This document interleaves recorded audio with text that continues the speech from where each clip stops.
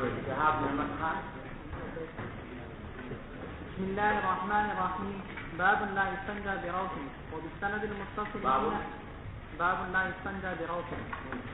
وبالسند المتصل منا إلى الإمام الهمام الحافظ الحجة أمير المؤمنين في الحديث أبي عبد الله محمد بن إسماعيل البخاري رحمه الله تعالى ومتعنا بعلومه وفيوضه وبركاته آمين. قال حدثنا أبو نعيم قال حدثنا زهير عن أبي إسحاق قال ليس أبو عبيدة ذكره ولكن عبد الرحمن بن الأسود عن أبيه أنه سمع عبد الله رضي الله عنهم يقول أتى النبي صلى الله عليه وسلم الغائط فأمرني أن آتيه بثلاثة أحجار فوجدت حجرين والتمست الثالثة فلم أجد فأخذت روثة فأتيته بها فأخذ الحجرين وألقى الروثة وقال هذا ركس.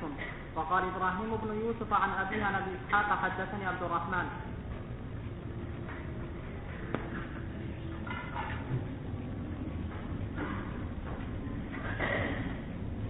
بسم الله الرحمن الرحيم. الحمد لله رب العالمين والصلاة والسلام على رسوله الكريم وعلى آله وأصحابه أجمعين. أما بعد.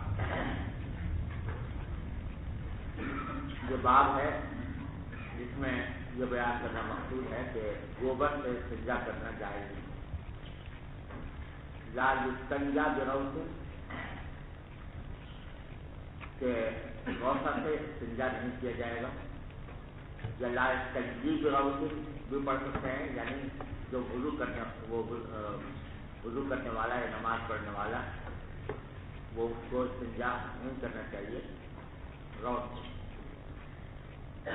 اس میں حدیث جو نقل کی ہے وہ معروف حدیث ہے رسول اللہ بن مسعود رضی اللہ تعالیٰ عنہ کی کہ نبی کریم صلی اللہ علیہ وسلم غائط پر تشریف لے گئے اور حضرت عبداللہ بن مسعود فرماتے ہیں کہ مجھے حکم دیا کہ میں 3 پتھر لے کر آؤں استنجا کے لیے. فوجدت حجرین تو مجھے 2 پتھر تو مل گئے. والتمست الثالث تیسرے پتھر کو میں نے تلاش کیا فلم اجد مجھے ملا نہیں. فاخذت روثة تو تیسرے پتھر کے بدلے میں ایک گوبر کا ٹکڑا میں نے لے لیا. فأتيته بها اور وہ لے کر حضور اکرم صلی اللہ علیہ وسلم کی خدمت میں حاضر ہوا. فأخذ الحجرين تو آپ نے 2 پتھر تو لے لیے. وألقى الروثة اور وہ گوبر کا ٹکڑا آپ نے پھینک دیا اور فرمایا هذا رکس، یہ رکس ہے یعنی نجس ہے. یہ معروف حدیث ہے جو آپ نے ترمذی اور ابو داؤد وغیرہ میں بھی پڑھی ہوگی.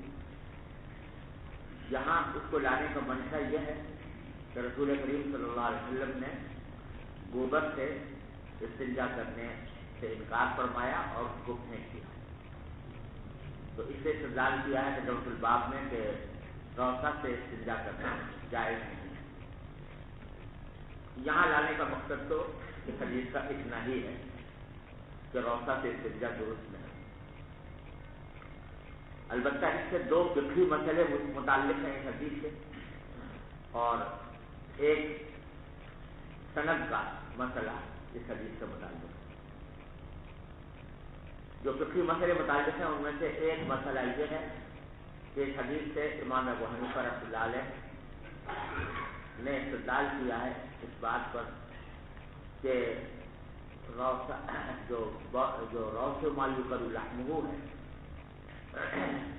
یعنی جن جانوروں کا گوشت کھایا جاتا ہے ان کا گوبر جو ہے وہ نجس ہوتا ہے. گویا یہ حدیث حنفیہ نے اور شافعیہ نے امام مالک رحمۃ اللہ علیہ کے خلاف حجت کے طور پر پیش کی ہے. امام مالک کا مسلک آپ نے متعدد جگہوں پر پڑھا ہوگا تو وہ یہ کہتے ہیں کہ بول ما یؤکل لحمہ اور روث ما یؤکل لحمہ یہ ناپاک نہیں ہوتے بلکہ پاک ہوتے ہیں. تو اس حدیث میں نبی کریم صلی اللہ علیہ وسلم نے گوبر کے ٹکڑے کو پھینکتے ہوئے فرمایا هذا رکس. تو رکس کے معنی عام طور سے یہ کیے جاتے ہیں کہ وہ نجس کے معنی میں ہے کہ یہ نجس ہے، ناپاک ہے. تو جہاں روثہ کو نبی کریم صلی اللہ علیہ وسلم نے ناپاک قرار دیا تو معلوم ہوا کہ جو حلال جانور ہیں ان کے گوبر ناپاک ہی ہوتے ہیں، پاک نہیں ہوتے. لہذا یہ حدیث امام مالک کے خلاف حجت کے طور پر پیش کی جاتی ہے. اس کے جواب میں بعض مالکیہ نے یہ کہا کہ حدیث میں نبی کریم صلی اللہ علیہ وسلم نے جو لفظ استعمال فرمایا وہ رکس کل اور نجس کے معنی میں نہیں ہوتا یہ، بلکہ وہ کہتے ہیں رکس گوبر ہی کو کہتے ہیں، اور یہ نکلا ہے ارکسا یورکسو ارکاسن سے، جس کے معنی ہوتے ہیں کسی چیز کو پلٹ کر کوئی دوسری حالت میں تبدیل کر دینا۔ تو چونکہ یہ غذا ہوتی ہے جس کو پلٹ کر گوبر کی شکل اختیار کر لیتی ہے، اس واسطے اس کو رکس کہا جاتا ہے۔ تو رکس کے لازمی معنی یہ نہیں ہے کہ وہ نجس ہے، بلکہ اس کے معنی پلٹی ہوئی غذا یعنی یہ گوبر ہے، لہٰذا آپ نے اس کو پھینک دیا، لیکن اس میں نجاست اس کے نجس ہونے کی صراحت نہیں، اس لیے بعض مالکیہ نے اس استدلال کا یہ جواب دیا، لیکن جمہور کی طرف سے اس استدلال کے جواب میں دو باتیں کہی گئی ہیں۔ ایک بات تو یہ کہ یہ کہنا کہ رکس کے اندر نجاست کا مفہوم نہیں ہے، یہ غلط ہے۔ اہل لغت نے رکس کو نجس کے معنی میں لیا ہے۔ اہل لغت نے تصریح کی ہے کہ رکس اور نجس، رکس اور رجس دونوں کے معنی ایک ہی ہیں۔ رجس کے معنی بھی گندگی اور ناپاکی، اور رکس کے معنی بھی گندگی اور ناپاکی، لہذا دونوں کے معنی ایک ہیں، تو رکس کو نجسی کے معنی میں استعمال کیا جاتا ہے، لہذا یہ کہنا کہ یہ نجاست کے لفظ پر، نجاست کے معنی پر صحیح نہیں ہے، یہ درست نہیں۔ یہ ٹھیک ہے کہ ابتدا میں یہ لفظ جو لایا گیا وہ القاص سے لایا گیا، پلٹی ہوئی غذا کو کہتے ہیں، لیکن اہل لغت نے استعمال کے اس کے استعمالات بتاتے ہوئے کہا ہے کہ رکس اور رکس دونوں کے معنی ایک ہی ہوتے ہیں۔ ایک جواب تو ان کے استدلال کا یہ دیا گیا، اور دوسرا یہ کہ یہی حدیث ابن ماجہ میں آئی ہے، تو ابن ماجہ میں یہاں رکس کے بجائے رجس کا یعنی خاص رجسی کا لفظ استعمال ہوا ہے جیم کے ساتھ، اور رجس کے معنی باتفاق گندگی اور باتفاق نجاست کے ہوتے ہیں، لہٰذا استدلال صحیح ہے، اور اس کے اوپر اس کا جو جواب دیا گیا ہے مالکیہ کی طرف سے وہ جواب پورا کام نہیں ہوتا۔ سمجھ گئے نا بھائی؟ تو ایک فقہی مسئلہ تو اس سے یہ متعلق ہے۔ دوسرا فقہی مسئلہ اس سے یہ متعلق ہے کہ اسی حدیث سے حنفیہ نے استدلال کیا ہے اس بات پر کہ استنجا میں تثلیث ضروری نہیں، یعنی استنجا میں 3 پتھروں کا استعمال ضروری نہیں ہے، جو فرض ہے وہ انقاء صفائی حاصل کرنا، گندگی کو زائل کرنا، وہ اگر ایک پتھر سے حاصل ہو جائے تو ایک پتھر بھی کافی ہے، 2 سے حاصل ہو 2 استعمال کرنے ہوں گے، 3 سے حاصل ہو 3 استعمال کرنے ہوں گے، 4 سے حاصل ہو 4 استعمال کرنے ہوں گے، یعنی کل عدد پتھروں کا یہ فرض نہیں ہے، مفروض نہیں ہے، تو القاء ہے اصل فرض، وہ چاہے جتنے بھی پتھروں کے ہو جائے۔ ہاں تثلیث جو ہے وہ مستحب ضرور ہے، اور بہتر ہے کہ 3 پتھر آدمی استعمال کرے، لیکن اگر القاء اس سے کم میں ہو جاتا ہے تو اس سے بھی فریضہ استنجا ادا ہو جاتا ہے۔ یہ حنفیہ کا مسئلہ ہے، اور شافعیہ کہتے ہیں کہ تثلیث واجب ہے، یعنی ضروری ہے کہ آدمی 3 پتھر استعمال کرے، چاہے القاء ایک سے ہو گیا ہو تب بھی 3 پتھروں کا استعمال کرنا ان کے نزدیک ضروری ہے۔ یہ مسئلہ آپ نے تفصیل سے ترمذی میں پڑھ لیا ہوگا۔ تو اس میں حنفیہ کی طرف سے یہ حدیث پیش کی جاتی ہے تثلیث کے عدم وجوب پر، کیونکہ حضرت عبداللہ بن مسعود رضی اللہ عنہ فرماتے ہیں کہ میں 2 پتھر میں لایا، تیسرا پتھر مجھے ملا نہیں، تو میں اس کی جگہ گوبر اٹھا لایا اور آپ نے وہ گوبر پھینک دیا اور دونوں پتھر لے لیے، تو ظاہر یہ ہے کہ آپ نے انہیں 2 پتھروں سے استنجا فرمایا ہوگا، تو گویا آپ نے 2 پر اکتفا فرمایا، اور تیسرا مل نہیں رہا تھا تو اس کی وجہ سے آپ نے وہ تیسرا استعمال نہیں فرمایا، تو معلوم ہوا کہ تثلیث فرض نہیں ہے بلکہ وہ محض مستحب ہے، اور 2 پتھروں پر اکتفا بھی ہو سکتا ہے۔ اور اس بارے میں حنفیہ کی دلیل وہ حدیث ہے جو آپ نے ترمذی کے اندر پڑھ لی ہوگی کہ من استجمع فلیوتر من فعل فقد احسن ومن لا فلا حرج، کہ اس میں آپ نے یہ فرمایا کہ اگر کوئی سے سجدہ کرتا ہے تو وطر عدد میں پتھر استعمال کرے، اگر کوئی کرے گا تو اچھا ہے، نہ کرے گا تو کوئی حرج نہیں۔ وہ بھی حنفیہ کی دلیل ہے، اور یہ حدیث بھی حنفیہ کی طرف سے دلیل میں پیش کی جاتی ہے۔ یہ مسئلہ یہاں پر تفصیل سے ذکر کرنے کی اس لیے حاجت نہیں ہے کہ ترمذی میں آپ نے اس کی تفصیل پڑھی ہوگی، جبکہ ترمذی کے اندر بھی اس کے جانبین کے دلائل تفصیل کے ساتھ بیان کیے۔ یہاں صرف اشارہ کرنا مقصود تھا۔ یہ دو مسئلے تو فقہی تھے جو اس حدیث سے متعلق ہیں۔ تیسرا مسئلہ جو اس کی سند سے متعلق ہے وہ بھی آپ نے اس کا اجمال بلکہ قدر تفصیل ترمذی کے اندر پڑھی ہوگی کہ اس حدیث کی سند میں اضطراب ہے۔ اگر آپ کو یاد ہو تو امام ترمذی رحمۃ اللہ علیہ نے اس باب کے اندر ذکر کیا ہے کہ اس حدیث کا دار و مدار ہے ابو اسحاق سبیعی پر، یعنی ابو اسحاق سبیعی اس حدیث کے مدار ہیں، اور ان سے ان کے 11 شاگردوں نے یہ حدیث روایت کی، لیکن مختلف شاگردوں نے اس کو مختلف طریقوں سے روایت کیا ہے۔ یعنی ابو اسحاق سے اوپر کیا سند ہے وہ بیان کرنے میں ابو اسحاق سبیعی کے شاگردوں کے درمیان اختلاف ہوا ہے، جس کو اضطراب کی تعبیر کیا ہے، اور جامع ترمذی میں یہ دوسرا اضطراب ہے جو امام ترمذی رحمۃ اللہ علیہ تفصیل کے ساتھ بیان فرمایا۔ تو اگر آپ کو یاد ہو تو وہاں امام ترمذی رحمۃ اللہ علیہ نے اس حدیث کے مختلف طریقے بیان کرنے کے بعد یہ فرمایا تھا کہ ان کے نزدیک وہ طریق راجح ہے جو اسرائیل ابن یونس سے مروی ہے، یعنی ابو اسحاق سبیعی سے بہت سے شاگرد روایت کر رہے ہیں، لیکن وہ روایت جو اسرائیل ابن یونس نے کی ہے اس کو امام ترمذی نے راجح قرار دیا دوسری روایات، اور وجہ اس کی یہ بیان فرمائی کہ ایک تو اسرائیل ابن یونس جو ہیں یہ خود ابو اسحاق سبیعی کے بھتیجے ہیں، پوتے ہیں، ابو اسحاق سبیعی کے پوتے ہیں، اور ابو اسحاق سبیعی کی احادیث کے بارے میں اسرائیل ابن یونس سے زیادہ کوئی اور قابل اعتماد آدمی نہیں۔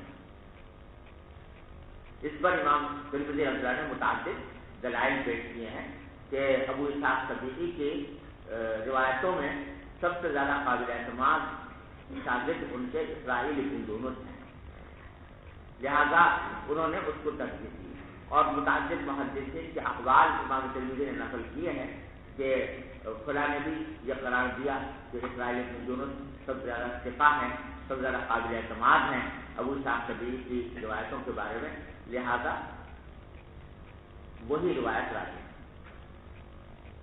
ارے سمجھ رہے ہو؟ یہاں یہ سمجھ لینا کہ اسرائیل ابن یونس کی جو روایت ہے اس میں انہوں نے اس حدیث کو ابو اسحاق سبیعی سے روایت کرتے ہوئے یہ بتلایا ہے کہ ابو اسحاق سبیعی اس کو روایت کرتے ہیں ابو عبیدہ سے۔ ابو عبیدہ جو عبداللہ بن مسعود رضی اللہ عنہ کے بیٹے ہیں ان سے روایت کرتے ہیں، اور ابو عبیدہ روایت کرتے ہیں اپنے والد عبداللہ بن مسعود رضی اللہ عنہ۔ کچھ یاد آیا کہ نہیں؟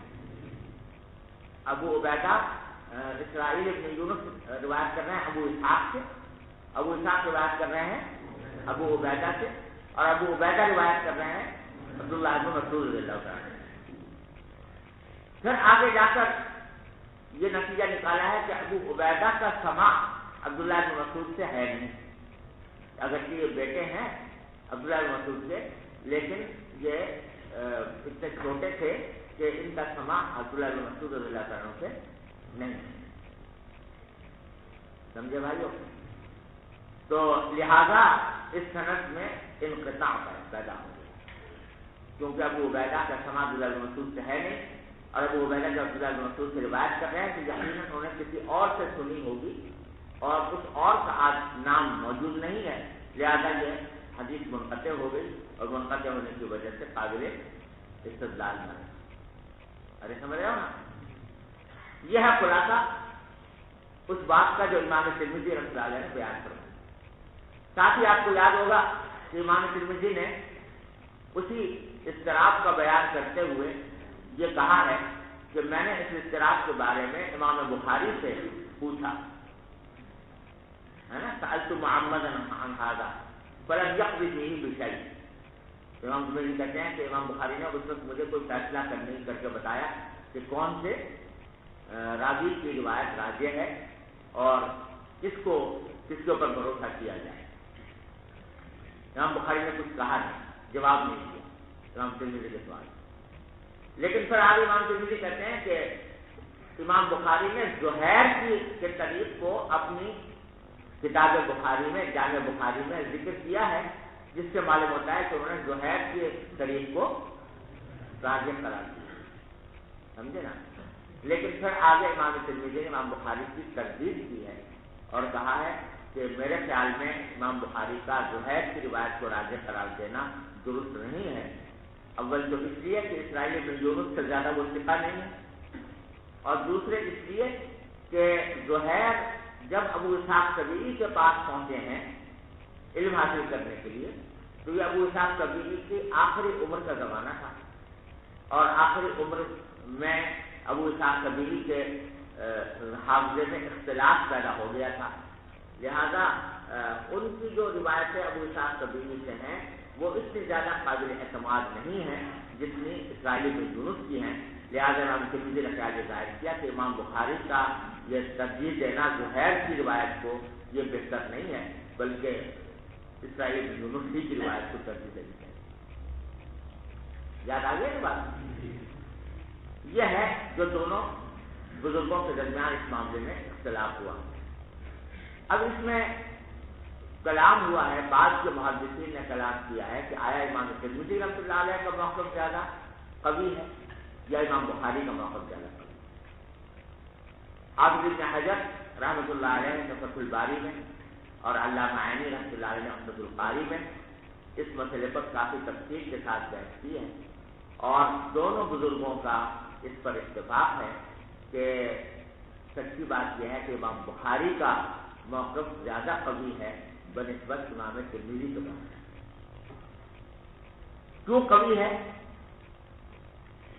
پہلی بات تو یہ کہ اگر آپ اس حدیث کی سند دیکھیں تو امام بخاری فرما رہے ہیں حدثنا ابو نعیم، امام بخاری کا استاد ہے ابو نعیم، قال حدثنا زہیر.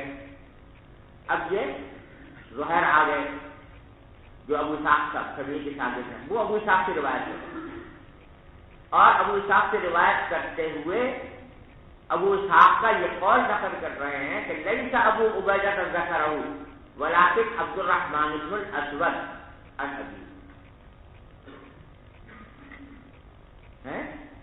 کیا کہہ رہے ہیں کہ ابو اسحاق نے یہ روایت کرتے ہوئے پہلے یہ کہا کہ ابو عبیدہ نے یہ حدیث مجھ سے بیان نہیں کی بلکہ مجھ سے عبد الرحمن بن اسود نے بیان کی. اب یہ ایک ایسا طریقہ ہے جو عام طور سے سند میں اس طرح نہیں ہوتا. یعنی کوئی شیخ جب کوئی حدیث روایت کرتا ہے تو یہ تو کہتا ہے کہ مجھے یہ حدیث فلاں استاد سے پہنچی، جو فلاں استاد سے مجھ سے بیان کی، لیکن یہ تردید کرے کہ فلاں نے نہیں کہی تھی بلکہ فلاں نے کہی تھی، یہ عام طور سے ایسا سند میں نہیں پایا جاتا. لیکن ابو اسحاق سبیعی نے اس وقت یہ حدیث روایت کرتے ہوئے خاص طور پر ذکر کیا کہ مجھ سے یہ حدیث ابو عبیدہ نے ذکر نہیں کی بلکہ عبد الرحمن بن اسود نے ذکر کی. جس کا کیا مطلب ہوا کہ جس وقت ابو اسحاق سبیعی یہ حدیث زہیر کے سامنے بیان کر رہے ہیں اس وقت ان کے ذہن میں وہ طریق بھی ہے جو اسرائیل بن یونس والا. میں نے بتایا تھا نا کہ اسرائیل بن یونس کے طریق میں ابو اسحاق کے استاد کون قرار پا رہے ہیں؟ ابو عبیدہ. تو وہ ابو عبیدہ کے طریق مستحضر ہے ابو اسحاق سبیعی کو اس وقت بھی جس وقت وہ زہیر کے سامنے یہ بیان کر رہے ہیں. ایسا نہیں کہ بھول گئے ہوں، ایسا نہیں ہے کہ ان کے ذہن میں نہ ہو ابو عبیدہ والا طریق، بلکہ ذہن میں ہے، مستحضر ہے، اور مستحضر ہو کر اس کی صراحتاً تردید کر رہے ہیں کہ ابو عبیدہ والا طریق میں بیان نہیں کرنا چاہتا، میں تو اس کو عبد الرحمن بن اسود سے بیان کر رہا ہوں. سمجھے؟ تو جب خود استاد یہ کہہ رہا ہے کہ وہ طریقہ صحیح نہیں ہے میرے نزدیک جو ابو عبیدہ سے مروی ہے، اور ابو عبیدہ والا طریق ہی اسرائیل بن یونس نے روایت کیا ہے، سمجھے نا؟ تو انہوں نے گویا ایک طریقے سے اسرائیل بن یونس والے طریق سے اعراض کیا اور اسرائیل بن یونس والے طریقے کی تردید کی، اور اس کے بعد عبدالرحمن بن اسود سے اس کی روایت کی۔ اور بظاہر ان کے تردید کرنے کی وجہ یہ ہے، ابو اسحاق سبیعی کے تردید کرنے کی وجہ یہ ہے کہ اگر وہ ابو عبیدہ والا طریق اختیار کریں تو اس میں وہ خرابی لازم آتی ہے کہ ابو عبیدہ کا سما عبداللہ مسعود رضی اللہ عنہ سے نہیں ہے، اور سما نہ ہونے کی وجہ سے حدیث کیا ہو جائے گی؟ منقطع، اور منقطع ہونے کی وجہ سے قابل استدلال نہیں رہے گی۔ تو انہوں نے کہا کہ نہیں، میں وہ طریق استعمال نہیں کرتا، بلکہ میں نے یہ حدیث عبدالرحمن بن اسود سے سنی ہے، اور وہ اس کو اپنے والد اسود بن یزید سے روایت کرتے ہیں، اور وہ اس کو عبداللہ بن مسعود سے روایت کرتے ہیں۔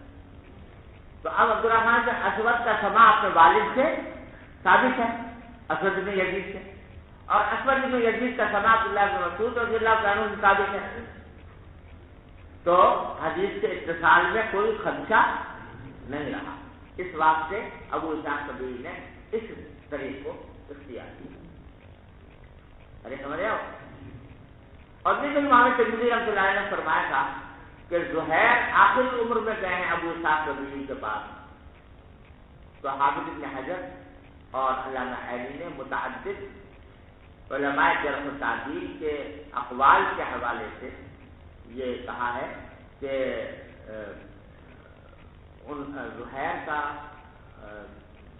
زہیر ہمیشہ آخر میں نہیں گئے، بلکہ ان کے بارے میں متعدد علماء جرح و تعدیل نے یہ کہا ہے کہ ابو اسحاق سبیعی کی روایتوں کے بارے میں وہ بڑے قابل اعتماد ہیں۔ تو جس طرح اسرائیل بن یونس کے بارے میں امام ترمذی نے بعض اقوال نقل کیے ہیں کہ وہ ابو اسحاق سبیعی کے معاملات میں زیادہ قابل اعتماد ہیں، اسی طرح حافظ ابن حجر اور علامہ عینی نے زہیر کے بارے میں نقل کی۔ ارے سمجھو؟ پھر تیسری بات یہ ہے کہ زہیر کی یہ روایت جو یہاں پر امام بخاری نے نقل فرمائی ہے، اس کا ایک مطابق بھی آگے ذکر کیا ہے۔ وقال ابراہیم یوسف عن ابیہ عن ابی اسحاق قال حدثني عبد الرحمن، یعنی ابو ابراہیم یوسف اپنے والد یوسف سے روایت کرتے ہیں، وہ بھی ابو اسحاق سے، وہ بھی پھر آگے عبدالرحمن بن اسود سے۔ تو عبدالرحمن بن اسود سے روایت کرنے میں زہیر متفرد نہیں، بلکہ ابراہیم بن یوسف والی روایت میں بھی یہی طریقہ اختیار کیا گیا، لہٰذا اس کا مطابق بھی موجود ہوگا۔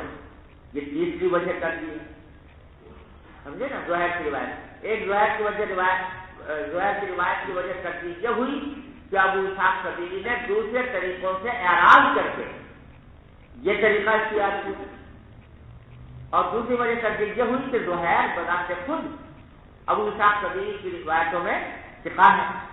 تیسری وجہ ترتیب یہ ہوئی کہ اس کے مطابق بھی موجود ہیں۔ مطابق کون ہے؟ اور چوتھی وجہ ترتیب ہے، ذرا سمجھ لو کہ ابراہیم بن یوسف کی روایت جو امام بخاری نے آخر میں نقل کی ہے، اس میں الفاظ یہ ہیں کہ ابی اسحاق قال حدثني عبد الرحمن، یعنی اس میں ابو اسحاق نے حدثنی کی تصریح کر دی، لہذا تدلیس کا جو شبہ ہو سکتا تھا وہ حدثنی کہنے سے ظاہر ہو گیا۔ اصل میں ابو اسحاق سبیعی کے بارے میں یہ بات مشہور ہے کہ کبھی کبھی وہ تدلیس کر جاتے ہیں، اپنے استاد کا نام دیے بغیر استاد کا نام دے دیتے ہیں، عام کہتے ہیں، تو تدلیس کا شبہ ہوتا ہے کبھی کبھی ابو اسحاق سبیعی کی روایتوں میں، لیکن جہاں وہ حدثنی کا لفظ بطور خاص صراحتاً ذکر کر دیں تو تدلیس کا شبہ ختم ہو جاتا ہے۔ تو اگرچہ زہیر کے طریق میں حدثنی نہیں کہا،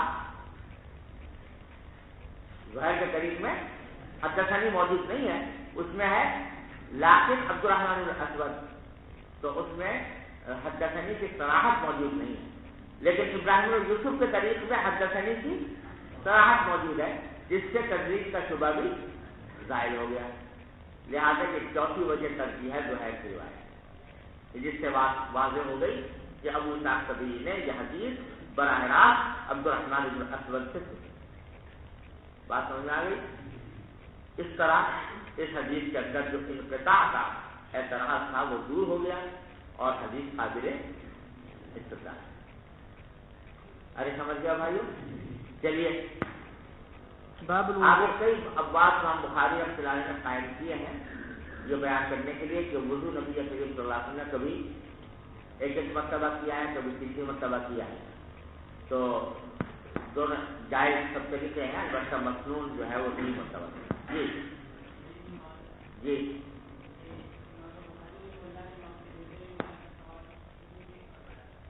اس وقت پوری طرح بات واضح نہیں ہوگی نا ہم کے ذہن میں، جب بعد میں تحقیق کی تو بس اندازہ ہوا کہ جو ہے کی روایت ہے۔ جس وقت امام ترمذی پوچھ رہے تھے اس وقت تک مسئلے کی پوری تحقیق نہیں تھی، پھر کون سا طریق راجح قرار دیا۔ بعد میں جب کتاب لکھی تو اس وقت تحقیق فرمائی، تحقیق پر نبانے کے نتیجے میں زہیر کی روایت راجح مانی۔ جی باب الوضوء مرة وبه قال حدثنا محمد بن يوسف قال حدثنا سفيان عن زيد بن أسلم عن عطاء بن يسار عن ابن عباس رضي الله عنهما وعنهم قال توضأ النبي صلى الله عليه وسلم مرة باب الوضوء مرتين وبه قال حدثنا الحسين بن عيسى قال حدثنا يونس بن محمد قال أخبرنا صليح بن سليمان عن عبد الله بن أبي بكر بن محمد بن عمرو بن حزم عن عباد بن تميم عن عبد الله بن زيد رضي الله عنه وعنهم أن النبي صلى الله عليه وسلم توضأ مرتين باب الوضوء ثلاثا وبه قال حدثنا عبد العزيز بن عبد الله الويسي قال حدثني إبراهيم بن سعد عن ابن شهاب أن عطاء بن يزيد أخبره أن حمران مولى عثمان أخبره أنه رأى عثمان بن عفان رضي الله عنه عنهم دعا بإناء فأفرغ على كفيه 3 مرار فغسلهما ثم أدخل يمينه في الإناء فمضمض واستنثر ثم غسل وجهه 3 ويديه إلى المرفقين 3 مرارا ثم مسح برأسه ثم غسل رجليه 3 مرارا إلى الكعبين ثم قال رسول الله صلى الله عليه وسلم من توضأ نحو وضوء هذا ثم صلى 2 ركعتين لا يحدث فيهما نفسه غفر له ما تقدم من ذنبه. وعن إبراهيم قال صالح بن كيسان قال ابن شهاب ولكن عروة يحدث عن حمران فلما توضأ عثمان رضي الله عنه قال لو حدثنكم حديثا لولا آية ما حدثتكموه سمعت النبي صلى الله عليه وسلم يقول لا يتوضأ رجل فيحسن وضوءه ويصلي الصلاة إلا غفر له ما بينه وبين الصلاة حتى يصليها. قال عروة الآية إن الذين يكتمون ما أنزلنا. یہ حدیث جو ہے اس میں جو بات قابل نظر ہے وہ یہ کہ تمام اعضائے مقتولہ کا ذکر کرتے ہوئے یہ راوی نے صراحت کی ہے کہ ہر عضو کو آپ نے 3 مرتبہ دھویا اور یہی ترجمۃ الباب ہے، باب الوضوء ثلاثا۔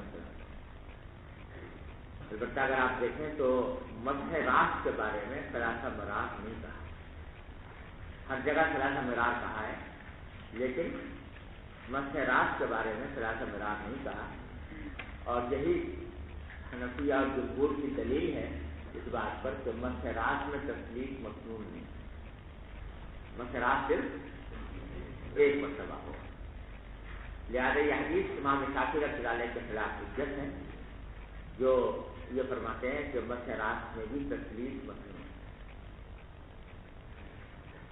اور ان کا استدلال حضرت عثمان رضی اللہ تعالیٰ عنہ کی ایک اور حدیث سے ہے جو ابو داؤد میں ہے اور اس میں 3 مرتبہ عثمان رضی اللہ تعالیٰ عنہ نے جو پورے حدیث وضو کا طریقہ بتایا تو اس میں مسح راس بھی 3 مرتبہ کیا، یہ روایت ہے ابو داؤد اس سے امام شافعی سے، لیکن ابو داؤد نے بھی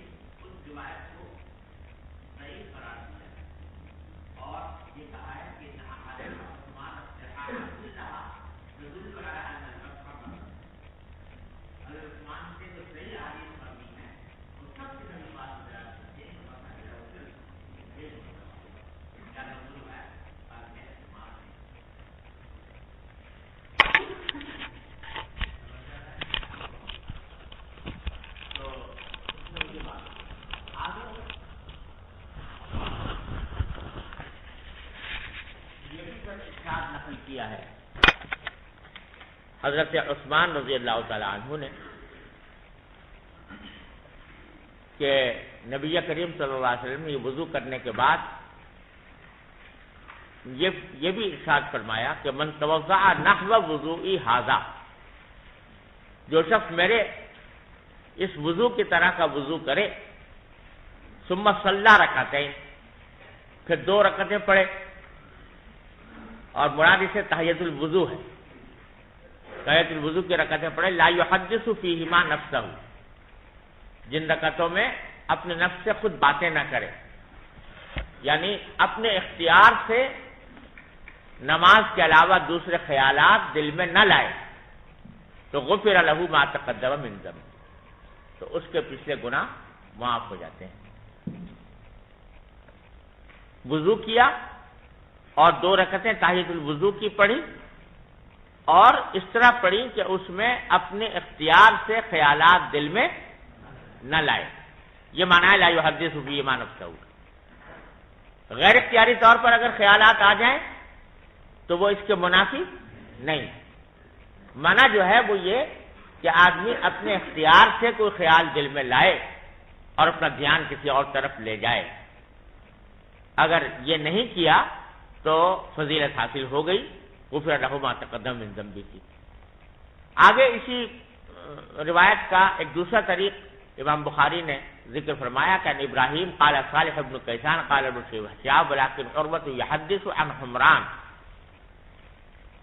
عروہ نے حمران کے حوالے سے یہی حدیث اس طرح روایت کی ہے کہ فلما توضع عثمان، کہ جب حضرت عثمان نے وضو کر کے دکھا دیا تو اس کے بعد کہا کہ لأحدثنکم حدیثا، میں تمہیں ایک حدیث ایسی سناؤں گا کہ لولا آیتن، اگر قرآن کریم کی ایک آیت نہ ہوتی تو ما حدثتکموہ، میں وہ تمہیں نہیں سناتا۔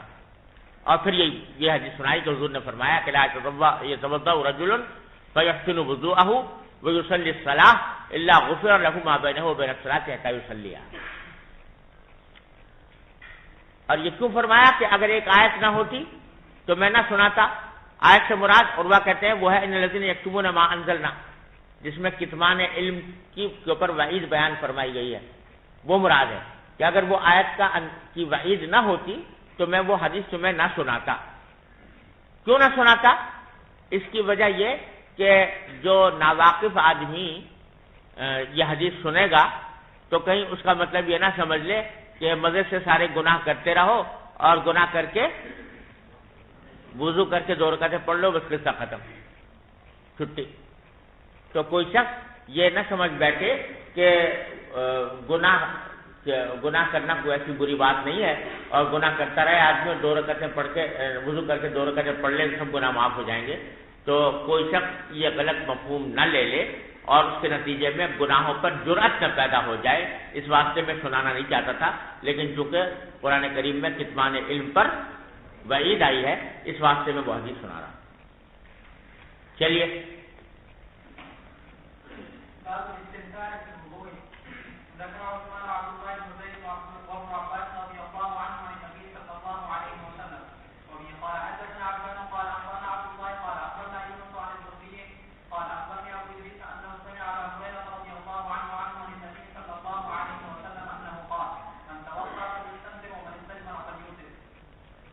یہ حدیث ہے کہ من توضع فلیستنصر، جو شخص وضو کرے تو استنصار کرے۔ 2 لفظ ہیں، ایک ہے استنشاق اور ایک ہے استنصار۔ استنشاق کے معنی ہے پانی کو ناک میں لے جانا، اوپر لے جانا ناک کی طرف، تو وہ تو ہے استنشاق، اور پھر ناک کے اندر سے جو ریزش وغیرہ ہے وہ نکالنا، وہ استنصار ہے۔ تو استنصار در حقیقت اگر دیکھا جائے تو مستلزم ہے استنشاق کو، لہذا جب استنصار کا حکم دیا گیا تو خود بخود استنشاق کا حکم بھی آ گیا۔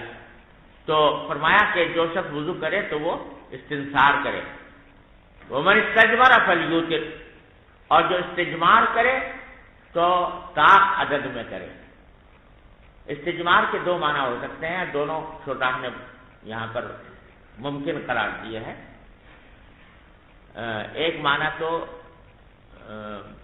اس کے ہیں استنجا، نکلا ہے جبرہ سے. جبرہ پتھر کے ٹکڑے کو کہتے ہیں. تو استجمار کے معنی پتھر کا استعمال کرنا یعنی استنجا کرنا.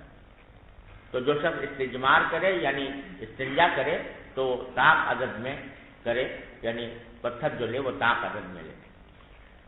اور دوسرے معنی استجمار سے دھونی دینا، وہ بھی جمرہ سے نکلا ہے. جمرہ جس طرح پتھر کو کہتے ہیں اسی طرح انگارے کو بھی کہتے ہیں، آگ کے انگارے. تو انگاروں کے اوپر بعض اوقات خوشبو چھڑک کر اس کے دھوئیں کو بطور خوشبو کے استعمال کیا جاتا ہے، جس کو دھونی دینا کہتے ہیں. تو جو شخص دھونی دے وہ وطر تعداد میں دے، طاق تعداد میں، کہ 3 مرتبہ مثلا یا 5 مرتبہ.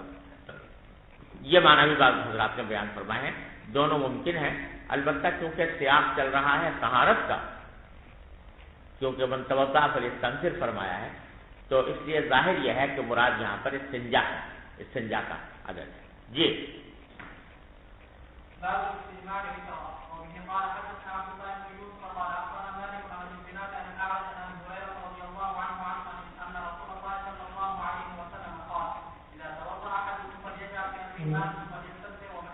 ثم ينتصر.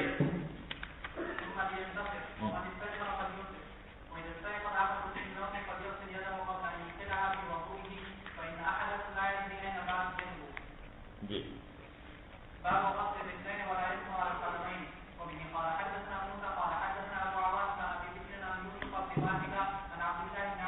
یوسف بن ماہک.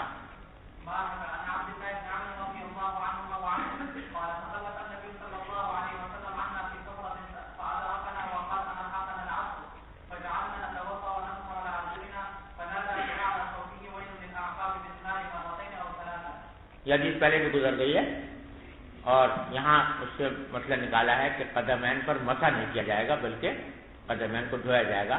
تو روافض کی تردید اس سے کرنا مقصود ہے. اور یوسف بن ماہک جو ہے نا بھائی، یہ ماہک اصل میں یہ ماہ کی تصغیر ہے، فارسی لفظ ہے. اور ماہ کہتے ہیں نا فارسی میں کہیں کو، چاند کو، اور فارسی میں تصغیر کے لیے کاف لگاتے ہیں آخر میں. تو ماہک کے معنی چندہ، جیسے اردو میں چندہ بولتے ہیں، چاند کی تصغیر. تو یہ بڑے خوبصورت تھے اصل میں جب پیدا ہوئے تھے، تو اس واسطے ان کا لقب پڑ گیا تھا ماہک. تو یہ ماہک ہے، اور کیونکہ فارسی لفظ ہے لہذا اجمہ ہے، اس میں علمیت بھی ہے اور اجمہ بھی ہے، اس واسطے یہ غیر منصرف ہے. یا تو اس کو ماحق پڑھے، کاف پر کوئی حرکت ہی نہ دے، تو یہ گویا اعراب حکائی ہوگا. اور جو اصل نام ہے فارسی میں وہ ماحق ہی ہے. تو یا تو ماحق اس کو مجزوم پڑھے، اور اگر حرکت دینی ہے تو پھر اس کو کاف کے اوپر زبر آئے گا، کیونکہ یہ غیر منصرف ہے. چلیے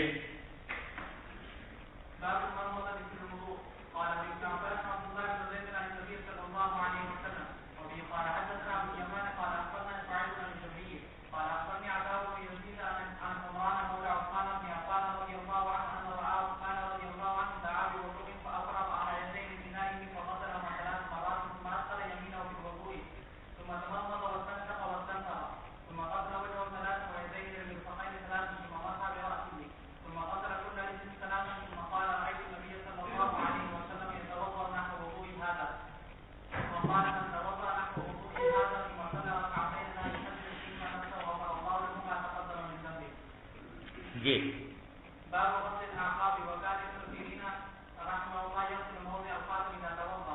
یہ وہی پچھلی والی حدیث جس میں للعقاب من النار آپ نے فرمایا تھا، اسی کو دوبارہ لائے ہیں یہاں پر. فرق یہ ہے کہ وہاں پر استدلال کیا تھا اس حدیث سے کہ رجلین کا وظیفہ غسل ہے نہ کہ مسح، اور نہ یہاں اس کو لانے کا منشا یہ ہے کہ جب پاؤں دھوئے جائیں تو اس میں اس بات کا خاص اہتمام کیا جائے کہ ایڑیاں پوری کی پوری دھل جائیں، کوئی حصہ خشک نہ رہے. چنانچہ اسی مناسبت سے محمد ابن سیرین کا یہ اثر بھی روایت کیا ہے کہ محمد ابن سیرین جو ہیں وہ جب وضو کرتے تھے تو انگوٹھی کی جگہ کو بھی دھویا کرتے تھے، یعنی اس بات کا اہتمام کرتے تھے کہیں ایسا رہا انگوٹھی پہنی ہوئی ہے تو انگوٹھی کا نچلا حصہ خشک رہ جائے، لہذا معلوم ہوا کہ جس عضو کو دھونا ہے اسے پوری طرح دھونا چاہیے، اس کا کوئی حصہ خشک نہیں رہنا چاہیے۔ جی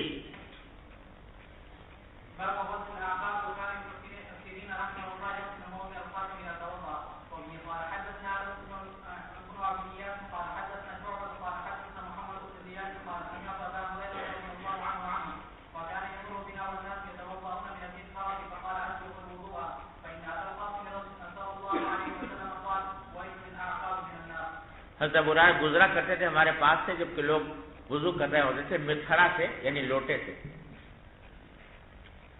تو یہ فرماتے تھے کہ وضو پورا کیا کرو، اس لیے کہ نبی کریم صلی اللہ علیہ وسلم نے فرمایا کہ ویل للعقاب من النار۔ جی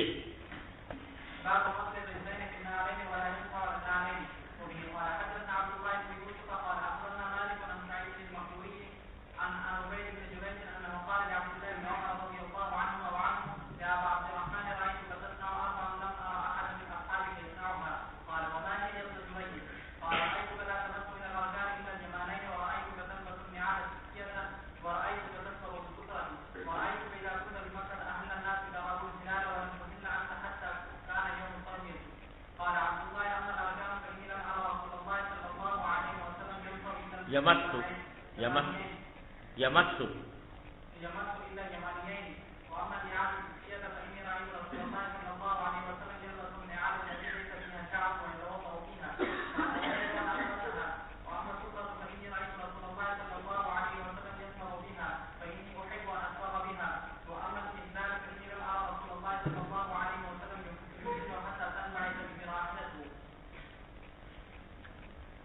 یہ ترجمۃ الباب ہے، باب غسل الرجلین فی النعلین، نالین کے اندر پاؤں کا دھونا۔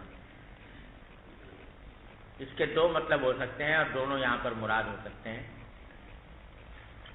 ایک معنی تو یہ ہے کہ کوئی شخص جوتے پہنے وضو کرے اور جب پاؤں دھونے کا وقت آئے تو جوتے نکالے نہیں بلکہ جوتوں کے پہنے پاؤں کو اوپر سے پانی ڈال کر دھو لے۔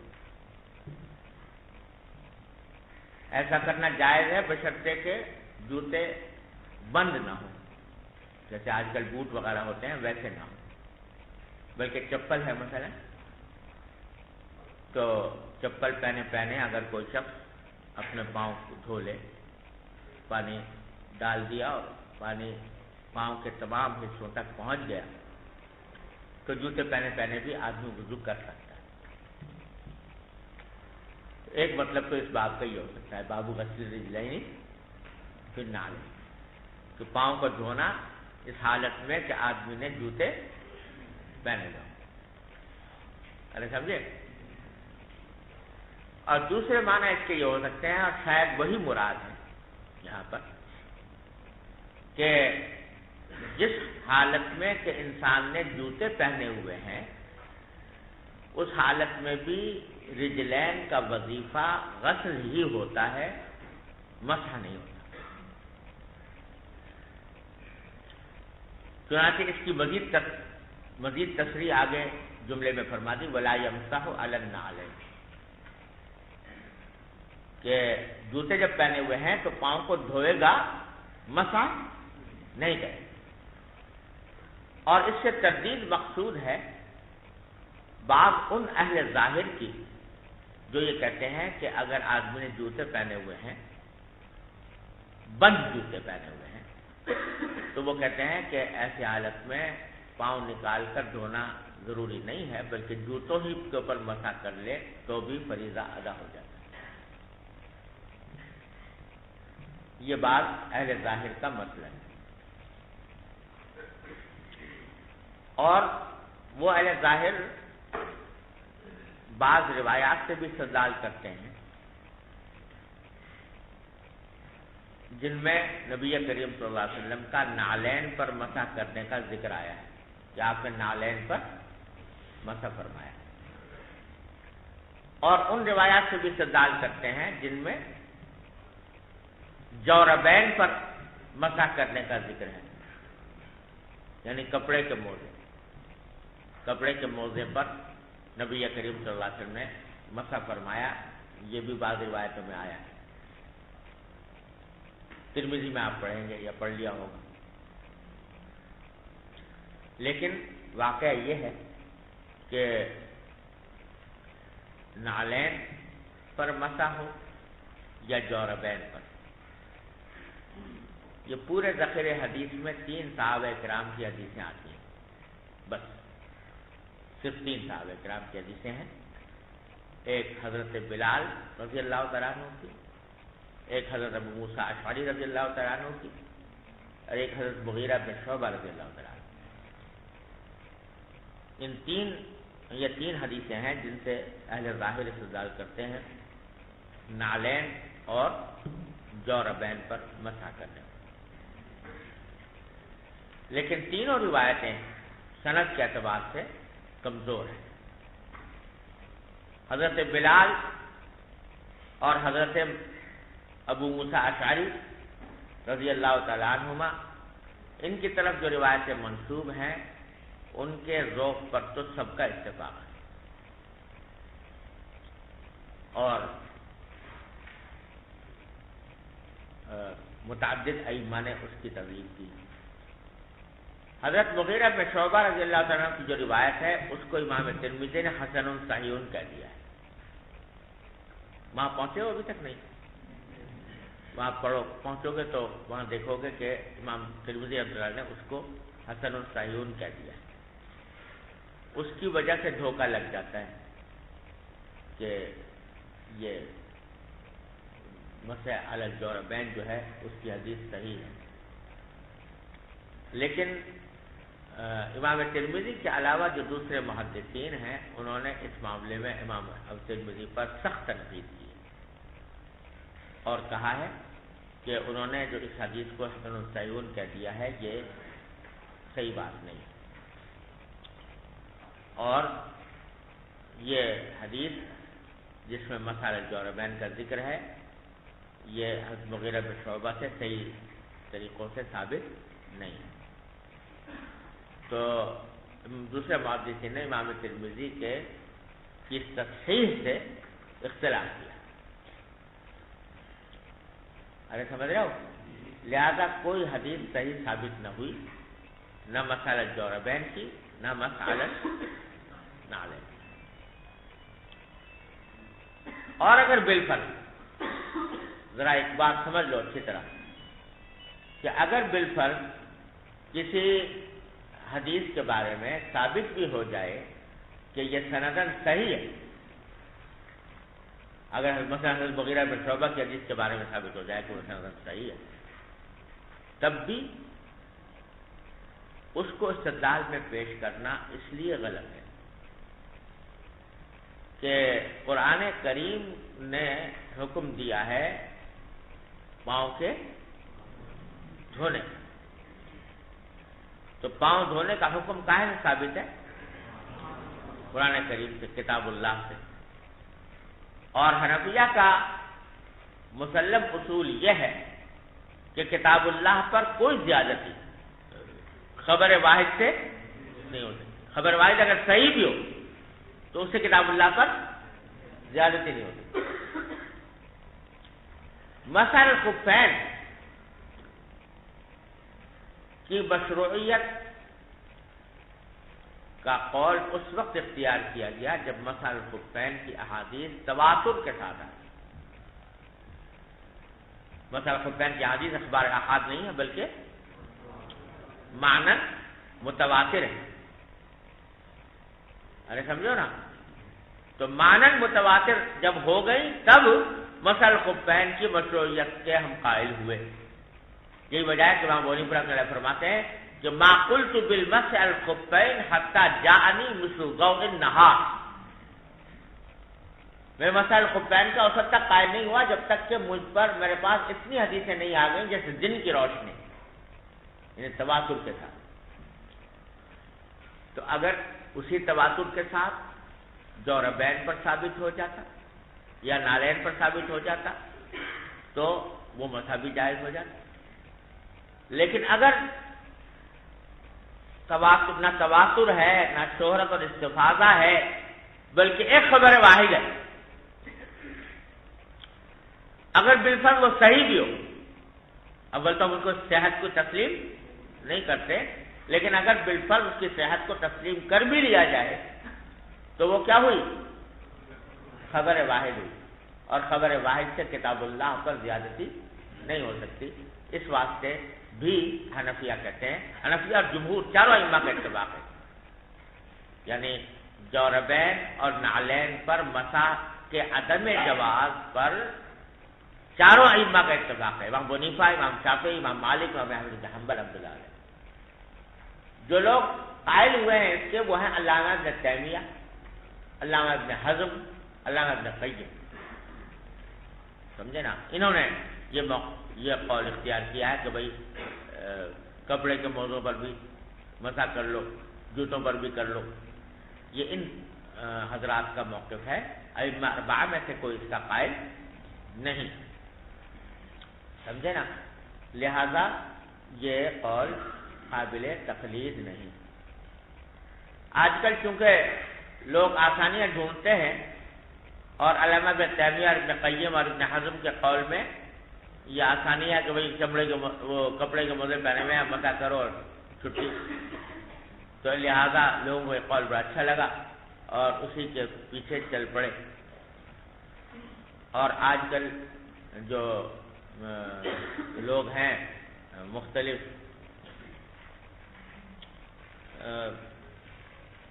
ملکوں میں، خاص طور سے امریکہ، برطانیہ وغیرہ، وہاں سردی بہت ہوتی ہے تو موزہ نکال کے وضو کرنے میں دشواری معلوم ہوتی ہے. تو اس واسطے ان لوگوں نے یہ قول اختیار کر لیا، اس کے اوپر عمل شروع کر دیا. لیکن جیسا میں نے عرض کیا کہ دلائل کے نقطہ نظر سے یہ قول جو ہے یہ کسی طرح بھی مضبوط نہیں کہا جا سکتا. اور میرا ایک مستقل رسالہ ہے، مقالہ ہے اس موضوع پر، جس میں مسائل الجوربین کی مسئلے کو تفصیل کے ساتھ اور اس کے دلائل کو تفصیل کے ساتھ ذکر کیا ہے. مودودی صاحب مرحوم نے بھی یہ علامہ ابن تیمیہ ابن قیم کی اتباع میں یہی قول اختیار کیا کہ بھائی کپڑے کے موضوع پر بھی مسح ہو سکتا ہے. اور بلکہ یہ تک کہہ دیا کہ اگر کسی نے ویسے ہی کپڑا لپیٹ لیا ہو پاؤں پر تو بھی مسح ہو سکتا ہے.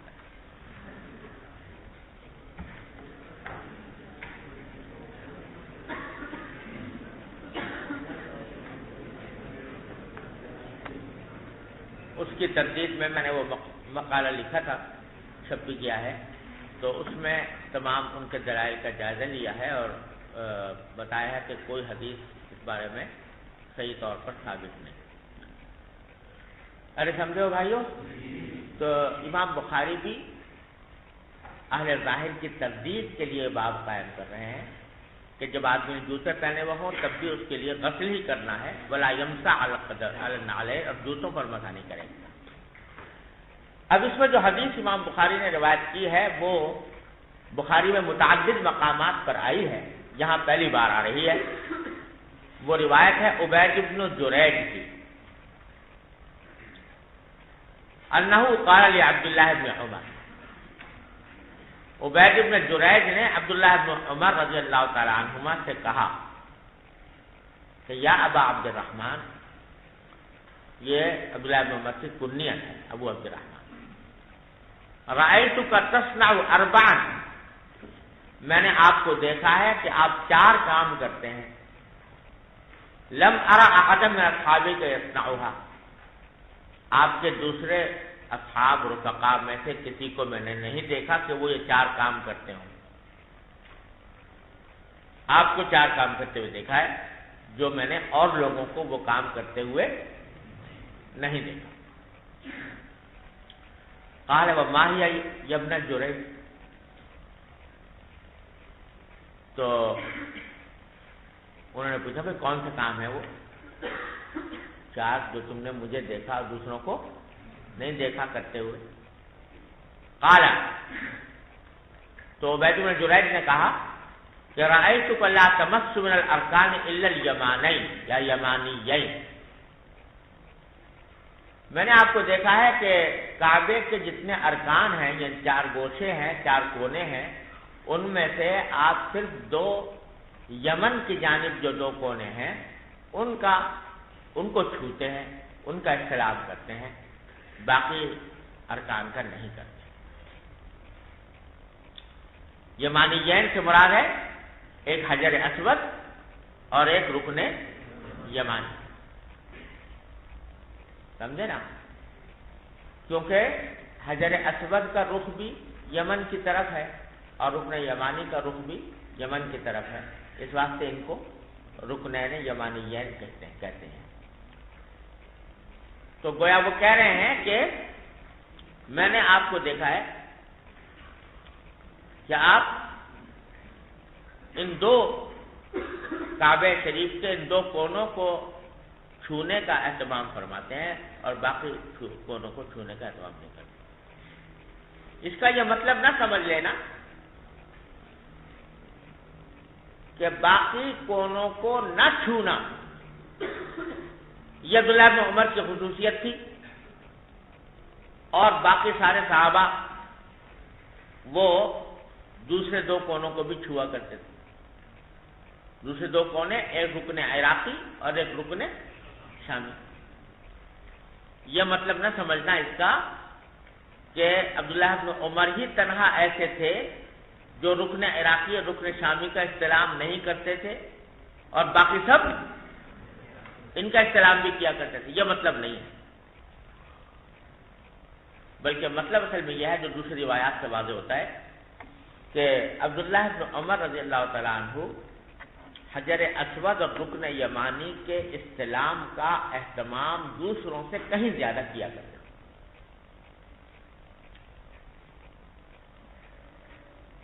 یعنی اگر ہجوم بھی ہو نا حجر اسود پر یا رکن یمانی پر تو عبداللہ بن عمر جو ہیں وہ کھڑے رہتے تھے اور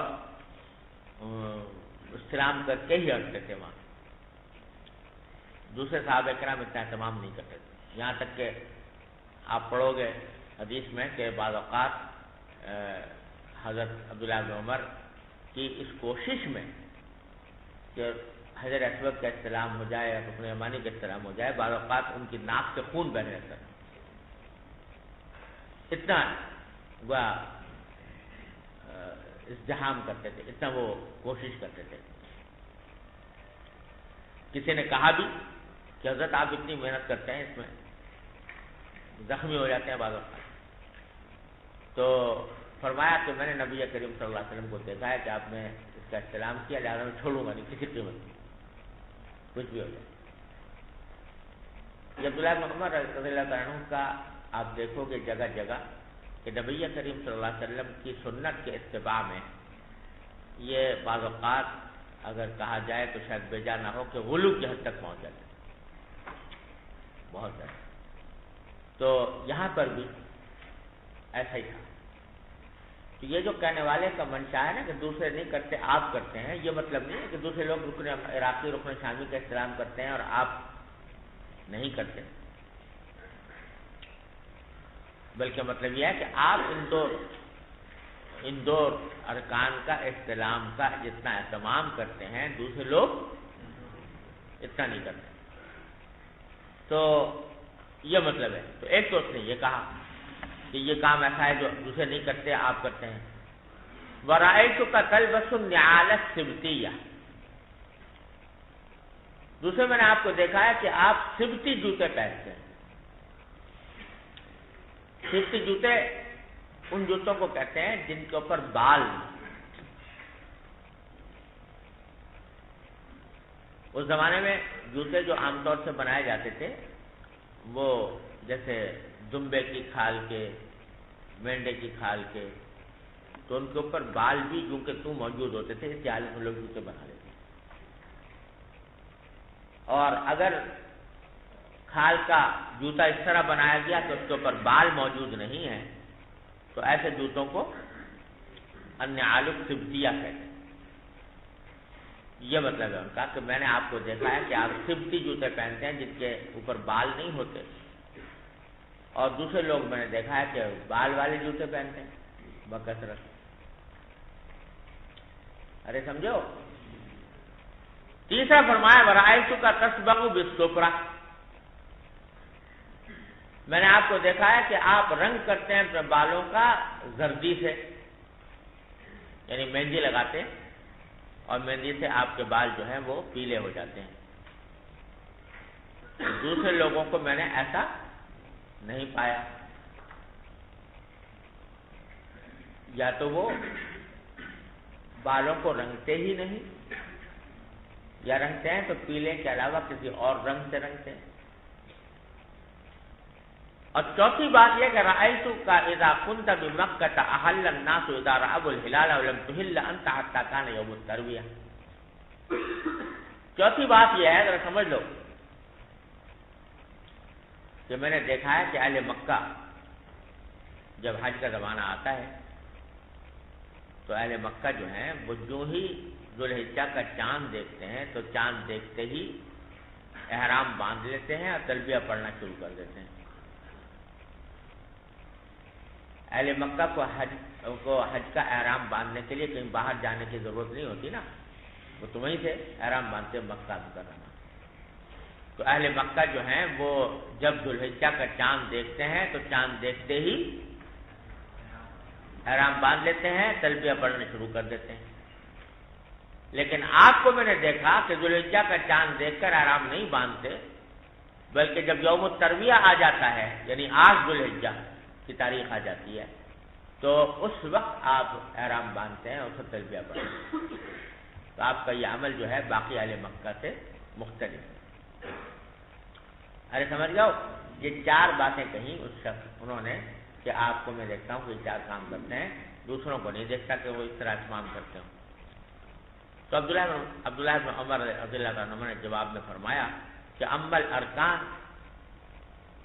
جو تم نے کعبے کے ارکان کی بات کی، فإنی لم ارى رسول اللہ صلی اللہ علیہ وسلم یمس الا الیمانیہ، میں نے رسول اللہ صلی اللہ علیہ وسلم کو نہیں دیکھا کہ آپ کعبے کے کسی اور کونے کو چھوتے ہوں سوائے 2 یمانی کونوں کے، لہذا میں انہی پر استلام کرنے کا اہتمام کرتا ہوں اور حتی الامکان کوشش کرتا ہوں کہ ان کا استلام مجھ سے فوت ہو۔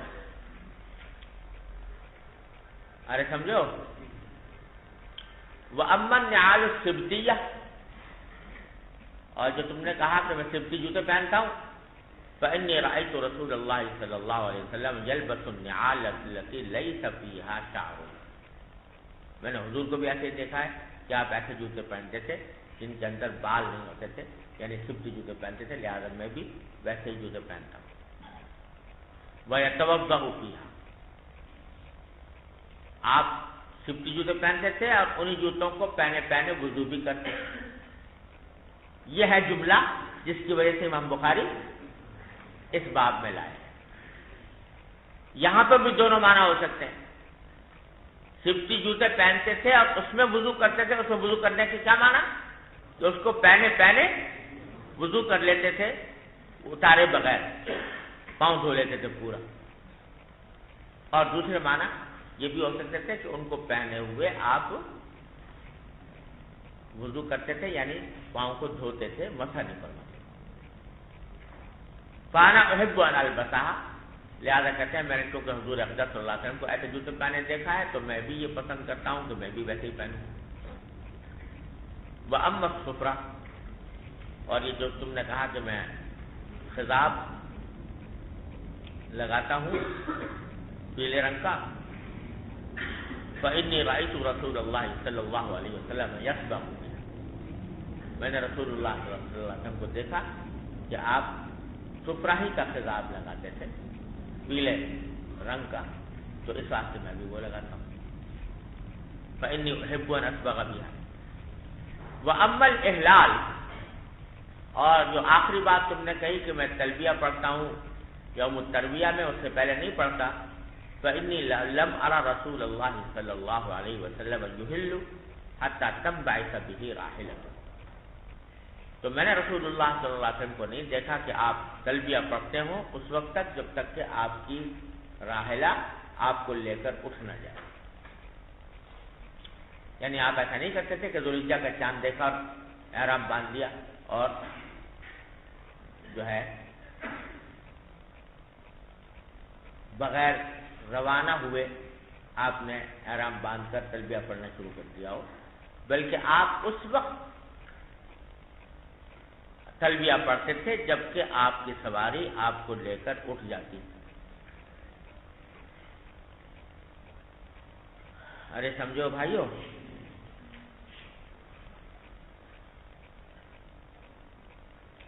اس سے جو استدلال کر رہے ہیں عبداللہ بن عمر، ذرا پہلے سمجھ لو، ویسے نبی کریم صلی اللہ علیہ وسلم نے جو حجۃ الوداع کے موقع پر احرام باندھا تھا وہ کہاں سے باندھا تھا؟ بولو یار، ذو الحلیفہ سے۔ اور کس تاریخ میں باندھا تھا؟ کچھ یاد ہے؟ روایات سے معلوم ہوتا ہے کہ آپ اس وقت روانہ ہوئے تھے اور اسی دن ذو الحلیفہ بھی پہنچے تھے جبکہ ذو القعدہ کا مہینہ گزرنے میں 4 دن باقی۔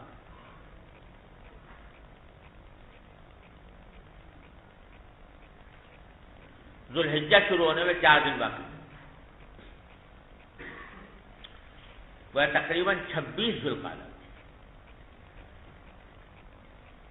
ارے سمجھ رہے ہو؟ تو یہاں سوال یہ پیدا ہوتا ہے، ذرا سمجھنے کی بات ہے کہ وہ صاحب جو پوچھ رہے تھے عبداللہ بن عمر سے، وہ تو یہ پوچھ رہے تھے کہ اہل مکہ یکم ذو الحجہ کو احرام باندھتے ہیں اور آپ 8 ذو الحجہ کو باندھتے ہیں، ہے نا؟ تو سوال یہ پیدا ہوتا ہے کہ نبی کریم صلی اللہ علیہ وسلم نے تو یکم ذو الحجہ سے بھی پہلے باندھ لیا۔ کب باندھا تھا؟ 26 ذی القعدہ کو، سمجھے؟ تو اس سے تو تائید ہوتی کس کی؟ عام اہل مکہ کی جو یکم ذی الحجہ سے باندھے۔ تو حضرت صلی اللہ علیہ وسلم کے عمل کو عبداللہ بن عمر نے اپنے عمل کی تائید میں کیسے پیش کیا جبکہ نبی کریم صلی اللہ علیہ وسلم نے ذو الحجہ سے پہلے ہی احرام باندھ لیا تھا؟ تو جواب اس کا یہ ہے کہ بتلانا یہ چاہتے ہیں عبداللہ بن عمر کہ جس وقت انسان حج کے لیے روانہ ہو جائے، روانگی کے وقت میں اس کو احرام باندھنا چاہیے اور روانگی کے وقت میں تلبیہ پڑھنا چاہیے۔ یہ نہیں ہے کہ روانہ تو ہوگا 8 دن کے بعد اور احرام باندھ کے آج بیٹھ گیا، تلبیہ پڑھنا بھی شروع کر دیا، سمجھے؟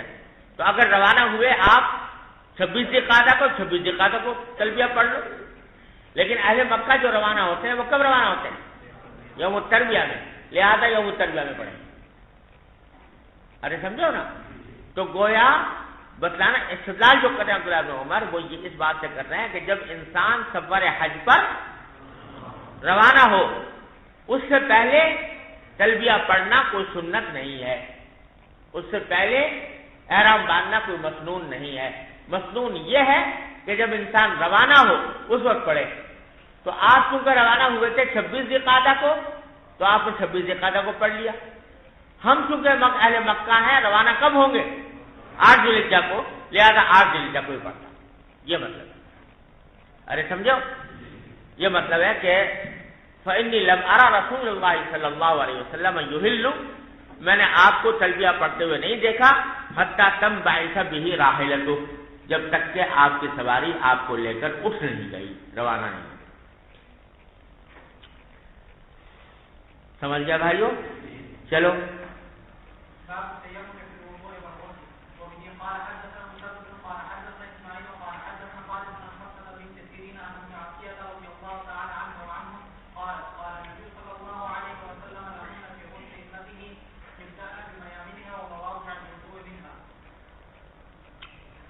اس بات میں بیان کرنا ہے مقصود ہے کہ وضو میں بھی اور غسل میں بھی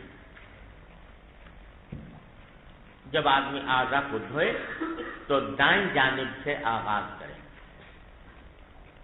جس کو تیمم کہتے ہیں یا تیامن کہتے ہیں، اور فقہا اپنی کتابوں میں البداءۃ بالیمین کے الفاظ سے اس کو ذکر کرتے ہیں کہ جب ہاتھوں کو دھونا ہے تو پہلے دائیں ہاتھ دھوئے پھر بایاں دھوئے، پھر پاؤں دھونے پہلے دایاں دھوئے پھر بایاں دھوئے۔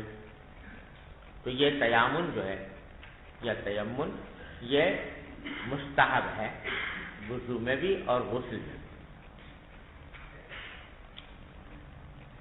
اب وضو اور غسل میں دائیں جانب سے شروع کرنے پر کوئی صریح حدیث امام بخاری کی شرط کے مطابق ان کو نہیں ملی، لہذا ایک دوسری حدیث سے استدلال کیا۔ وہ یہ واقعہ ہے کہ جب حضرت زینب رضی اللہ تعالیٰ عنہ جو نبی کریم صلی اللہ علیہ وسلم کی صاحبزادی ہیں، جب ان کی وفات ہوئی تو آپ نے حضرت ام عطیہ کو ان کے غسل کا حکم دیا تھا، اور کچھ اور خواتین بھی غسل دے رہی تھی، تو آپ نے اس وقت ان سے کہا تھا ان ام عطیہ قالت قال نبی صلی اللہ علیہ وسلم لہن فی غسل ابنتہ، آپ نے ان خواتین سے کہا تھا آپ اپنی صاحبزادی کے غسل کے سلسلے میں کہ ابدأن بمیامنہا، کہ غسل کر دیتے وقت ان کے دائیں جانب سے شروع کرنا، ومواضع الوضوء منہا، اور پہلے جو وضو کے جو مواضع ہوتے ہیں جو وضو میں دھوئے جاتے ہیں ان پر پہلے پانی ڈالنا اور پھر باقی جسم پر ڈالنا۔ تو جب جنازے کے اوپر میت کو غسل دینے میں بدعت بالیمین کی آپ نے تاکید فرمائی، تو زندوں کے وضو اور غسل میں بطریق اولا یہ بات ثابت ہوگی، اس لحاظ سے امام بخاری نے یہاں پر اس کو ذکر کیا۔ جی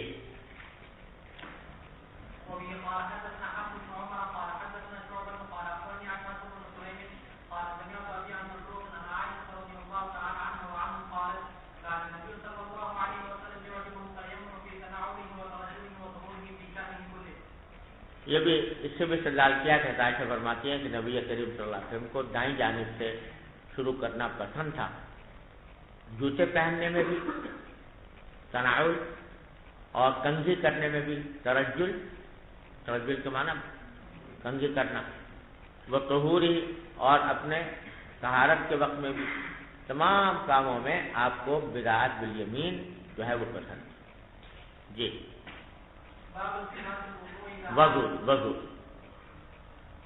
وضو ہے یہ واو کے فتح کے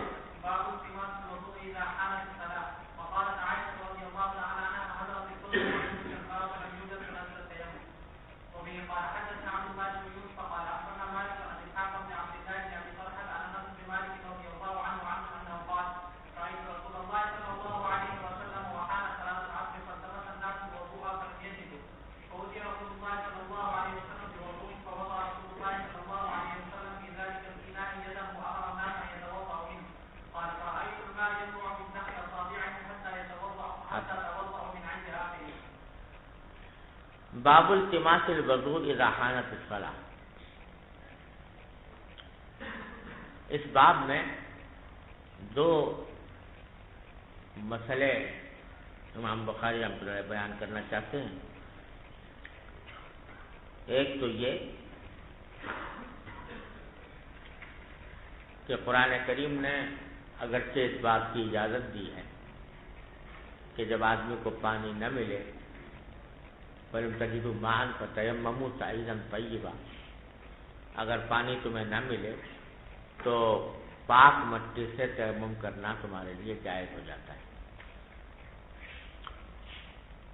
اگرچہ شریعت نے یہ رخصت دی ہے، لیکن اس کا یہ مطلب نہیں ہے کہ آدمی جو ہے وہ ہاتھ پر ہاتھ رکھ کے بیٹھ جائے اور کہے کہ پانی نہیں ہے لہٰذا تیمم کر لیتا ہوں، بلکہ اس کے لیے ضروری ہے کہ پہلے پانی کو تلاش کرے، تلاش کے باوجود اگر نہ ملے تو پھر بے شک تیمم جائز ہو جاتا ہے۔ ارے سمجھے نا؟ تو باب التماس الوضو، وضو جو ہے نا بھائی اس سے کیا معنی ہوتے ہیں؟ وہ پانی جس سے وضو کیا، یہ کہتے ہیں نا وضو بضم الواو، اس کے بعد وضو کیا ہے؟ وضو کرنا، اور وضو وہ پانی جس سے وضو کیا جائے، اور وضو بکسر الواو وہ کہتے ہیں لوٹے یا اس برتن کو جس میں وضو کا پانی رکھا جائے۔ اسی لیے فارسی کا یہ مقولہ مشہور ہے کہ وضورا در وضو کن وضو کن، وضورا در وضو کردہ وضو کن، وضو یعنی پانی کو وضو میں کہے میں برتن میں کر کے کیا کرو، وضو کرو، وضورا در وضو کردہ وضو کن۔ تو یہاں وضو ہے یعنی وضو کا پانی تلاش کرنا۔ ایک تو یہ مسئلہ بیان کرنا مقصود ہے کہ بھائی جب ایسے ہی ہوائی طور پر یہ نہ کہہ دو ہاتھ پر ہاتھ رکھ کر کہ بھائی وضو کا پانی نہیں ہے لہٰذا تیمم کر لیتا ہوں، بلکہ تلاش کر۔ دوسرا یہ کہ تلاش کرنا کب ضروری ہے، اذا خانت الصلاۃ، جب نماز کا وقت آ جائے۔ ابھی نماز کا وقت نہیں آیا تو ابھی تلاش کرنا بھی کوئی ضروری نہیں، سمجھے؟ پہلے سے تلاش کر لے آدمی تو اچھی بات ہے تاکہ وقت پر کام آ جائے، لیکن واجب نہیں۔ واجب کب ہوگا؟ جب نماز کا وقت آ جائے گا، یہ مطلب ہے باب التماس الوضوء اذا خانت الصلاۃ۔ وقالت عائشہ، یہ آیت تیمم کے نازل ہونے کا واقعہ بیان کرتے ہوئے عائشہ نے ایک طویل حدیث بیان فرمائی ہے، اس میں وہ آگے آئے گی انشاءاللہ، لیکن یہاں اس کا ایک حصہ امام بخاری روایت کر رہے ہیں۔ عائشہ نے فرمایا کہ حضرت الصبح یعنی صبح کی نماز کا وقت آ گیا، فالتمس الماء، پانی کو تلاش کیا گیا، فلم یوجد، ملا نہیں، فنزل التیمم۔ اور آگے حضرت انس بن مالک رضی اللہ عنہ کی روایت نقل کی ہے، انه قال رأيت رسول اللہ صلی اللہ علیہ وسلم وحان صلاۃ العصر، میں نے حضور اقدس صلی اللہ علیہ وسلم کو دیکھا جبکہ عصر کی نماز کا وقت آ چکا تھا۔ فالتمس الناس الوضوء، لوگوں نے وضو کا پانی تلاش کیا، فلم یجدوا، ملا نہیں، فأتی رسول اللہ صلی اللہ علیہ وسلم بوضوء، آپ کے پاس وضو کا پانی لایا گیا، فوضع رسول اللہ صلی اللہ علیہ وسلم فی ذلک الاناء یدہ، آپ نے اپنا دست مبارک اس برتن میں رکھا، وامر الناس ان یتوضؤوا منہ، لوگوں کو حکم دیا کہ اس سے وضو کریں۔ قال فرأیت الماء ينبع من تحت اصابعی، حضرت فرماتے ہیں میں دیکھ رہا تھا کہ پانی ابل رہا تھا آپ کی انگلیوں کے نیچے سے، معجزے کے طور پر۔ حتیٰ توضؤوا من عند آخرین، یہاں تک کہ جتنے لوگ موجود تھے آخری شخص تک سب نے وضو کر لیا۔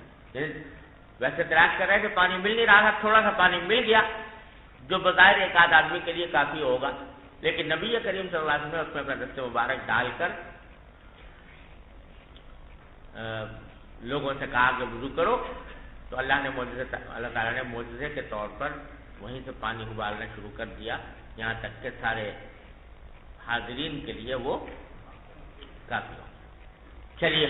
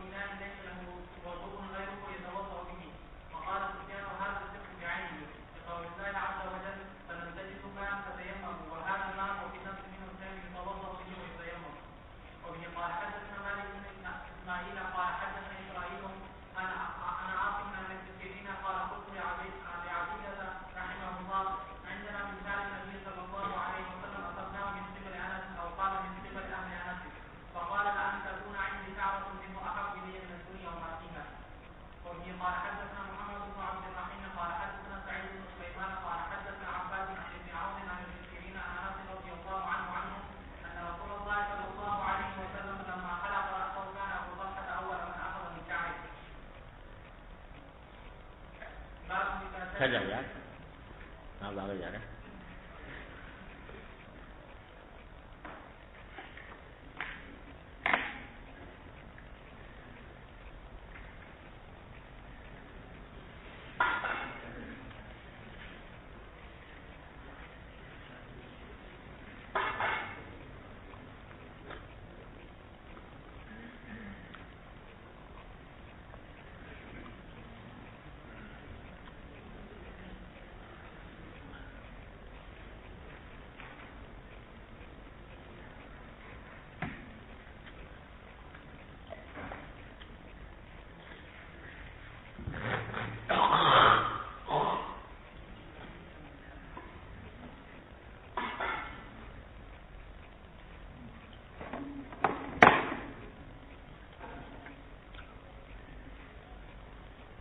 اس باب میں امام بخاری رحمۃ اللہ علیہ نے کئی مسائل جمع کر دیے،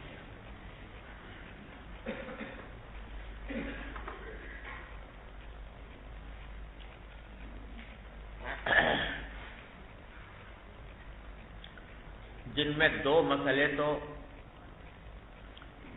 مقصود ہیں اس ترجمۃ الباب کا، اور ایک مسئلہ ضمناً آ گیا۔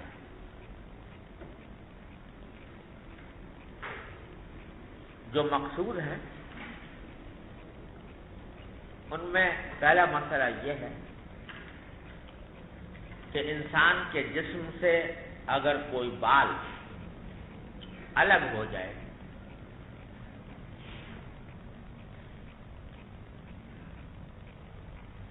تو وہ نجس نہیں ہوتا۔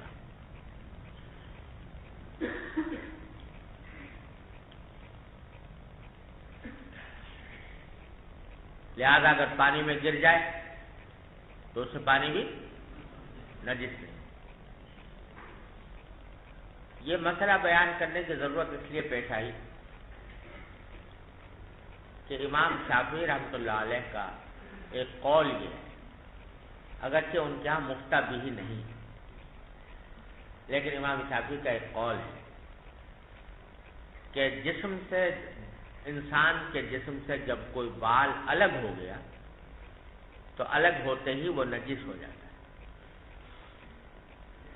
ناپاک ہو جاتا ہے۔ لہذا اگر وہ پانی میں گر جائے گا تو قلیل پانی میں، تو وہ پانی بھی کیا ہو جائے گا؟ نجس ہو جائے گا۔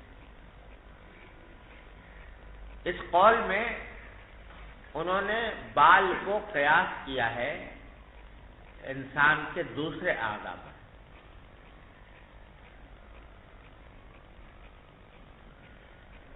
انسان اور جانور کے دوسرے اعضاء کا حکم یہ ہے کہ اگر اس کی زندگی میں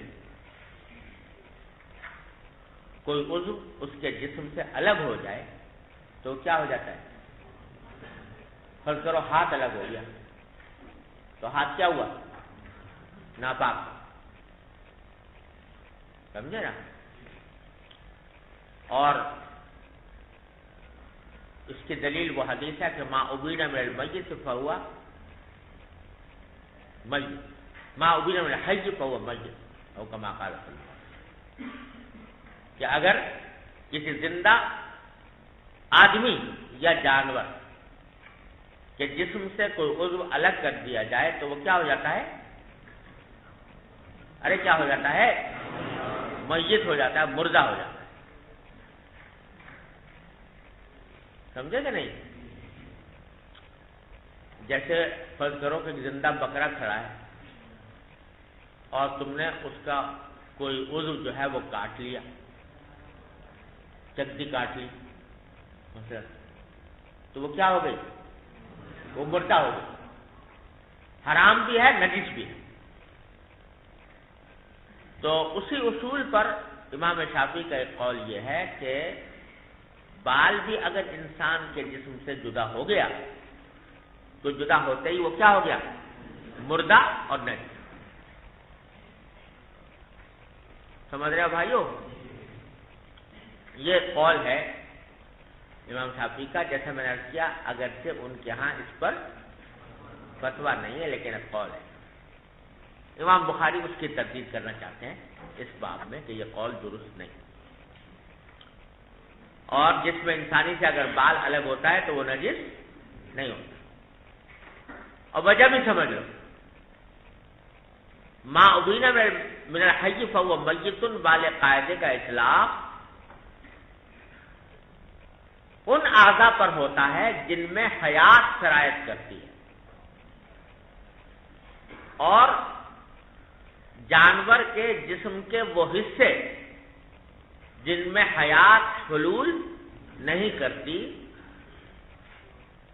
ان پر اس قاعدے کا اطلاق نہیں ہوتا۔ وجہ کیا ہے کہ حیات اور موت ان میں تقابل جو ہے وہ عدم و ملکہ کا ہے۔ میت کس کو کہیں گے؟ ما من شأنہ ان یکون حیا، جو جس میں حیات کی قبول کی صلاحیت ہو اور پھر حیات ختم ہو جائے تو کہیں گے کہ یہ میت ہے، اور جس میں حیات کو قبول کرنے کی صلاحیت ہی نہیں، وہ تو شروع سے مردہ ہے، تو اس کے اوپر موت طاری نہیں ہوتی۔ لہذا جانداروں کے جسم کے جو حصے ایسے ہیں جن میں حیات حلول نہیں کرتی، جیسے بال ہے، جیسے ناخن ہے، جیسے ہڈی ہے، ان میں حیات حلول نہیں کرتی، تو یہ نہ یہ ان کے اندر حیات حلول کرتی ہے نہ موت حلول کرتی ہے۔ لہذا جیسے تھے ویسے ہی رہتے ہیں، جسم میں اندر لگے ہوئے ہوں یا جسم سے الگ کر دیا جائے ان کو، تو ان کے اندر کوئی فرق واقع نہیں ہوتا۔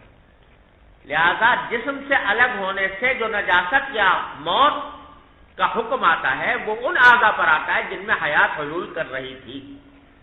جہاں حیات حلول کر ہی نہیں رہی ان کے الگ ہونے سے نہ نجاست کا حکم آئے گا نہ موت کا حکم آئے گا۔ لہذا بال بھی ایسا ہی ہے، بال الگ ہو جائے تو نجس نہیں ہوگا، ناخن الگ ہو جائے تو نجس نہیں ہوگا، سمجھے نا؟ تو اس واسطے یہ قول کہ انسان کے جسم سے بال اگر الگ ہو گیا تو نجس ہو گیا، یہ قول درست نہیں۔ امام بخاری رحمۃ اللہ علیہ اس کی تردید کرتے ہوئے کہتے ہیں باب الماء الذی یغسل به شعر الانسان، ایسا پانی جس کے ذریعے انسان کے بالوں کو دھویا جائے تو وہ نجس نہیں ہوتا۔ ارے سمجھو بھائیو، اب اس مسئلے کی تائید کے لیے عطاء بن ابی رباح کا ایک اثر روایت کرتے ہیں، وَكَانَ عَطَاءُ رحمہ اللہ لَا يَرَى بِهِ بَأْسًا أَن يُتَّخَذَ مِنْهَا الْخُيُوطُ وَالْحِبَالُ۔ امام عطاء بن ابی رباح اس کام میں کوئی حرج نہیں سمجھتے تھے کہ انسانوں کے بالوں سے دھاگے بنائے جائیں اور رسیاں بنائی جائیں۔ عطاء بن ابی رباح کا مذہب یہ تھا کہ اگر انسانوں کے بالوں کو لے کر کوئی شخص دھاگا بنا لے یا رسی بنا لے تو کوئی حرج نہیں۔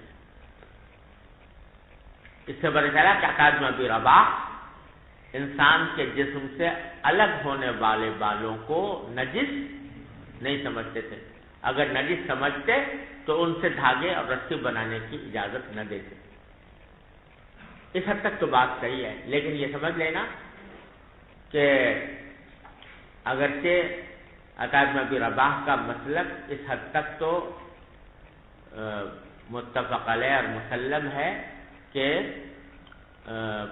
بال نجس نہیں ہوتا، لیکن یہ جو انہوں نے فرمایا کہ انسان کے بالوں سے رسی بھی بنا سکتے ہیں اور دھاگا بھی بنا سکتے ہیں، حنفیہ اس کے قائل نہیں، اس لیے کہ یہ کرامت بنی آدم کے خلاف ہے۔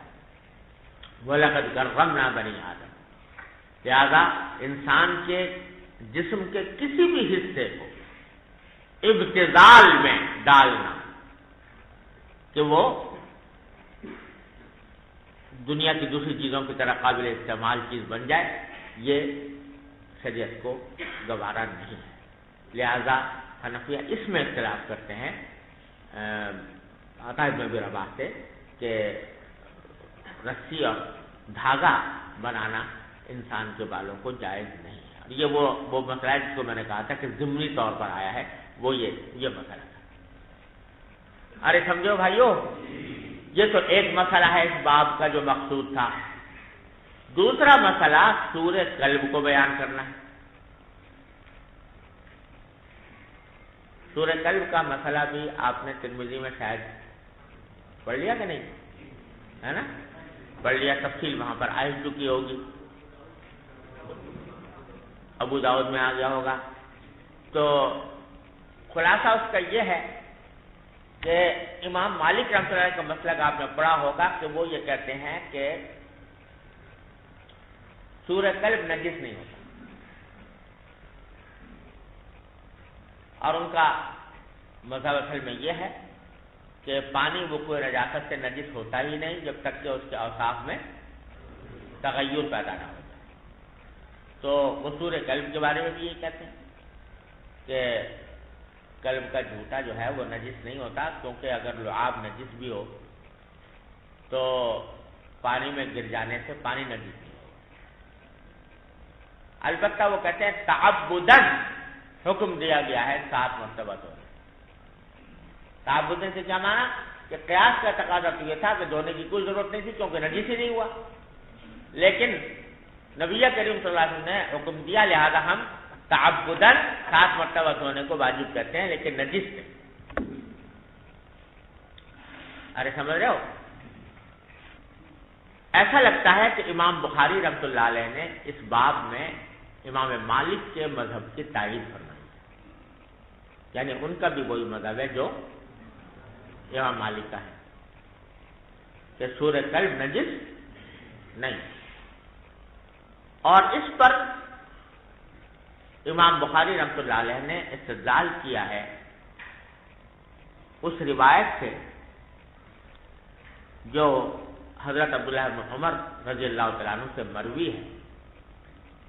وہ فرماتے ہیں کہ کنت فتن شابا عذبا انام فی المسجد وکانت الکلاب تقبل وتدبر فی المسجد فلم یکونوا یرشون علیہ شیئا،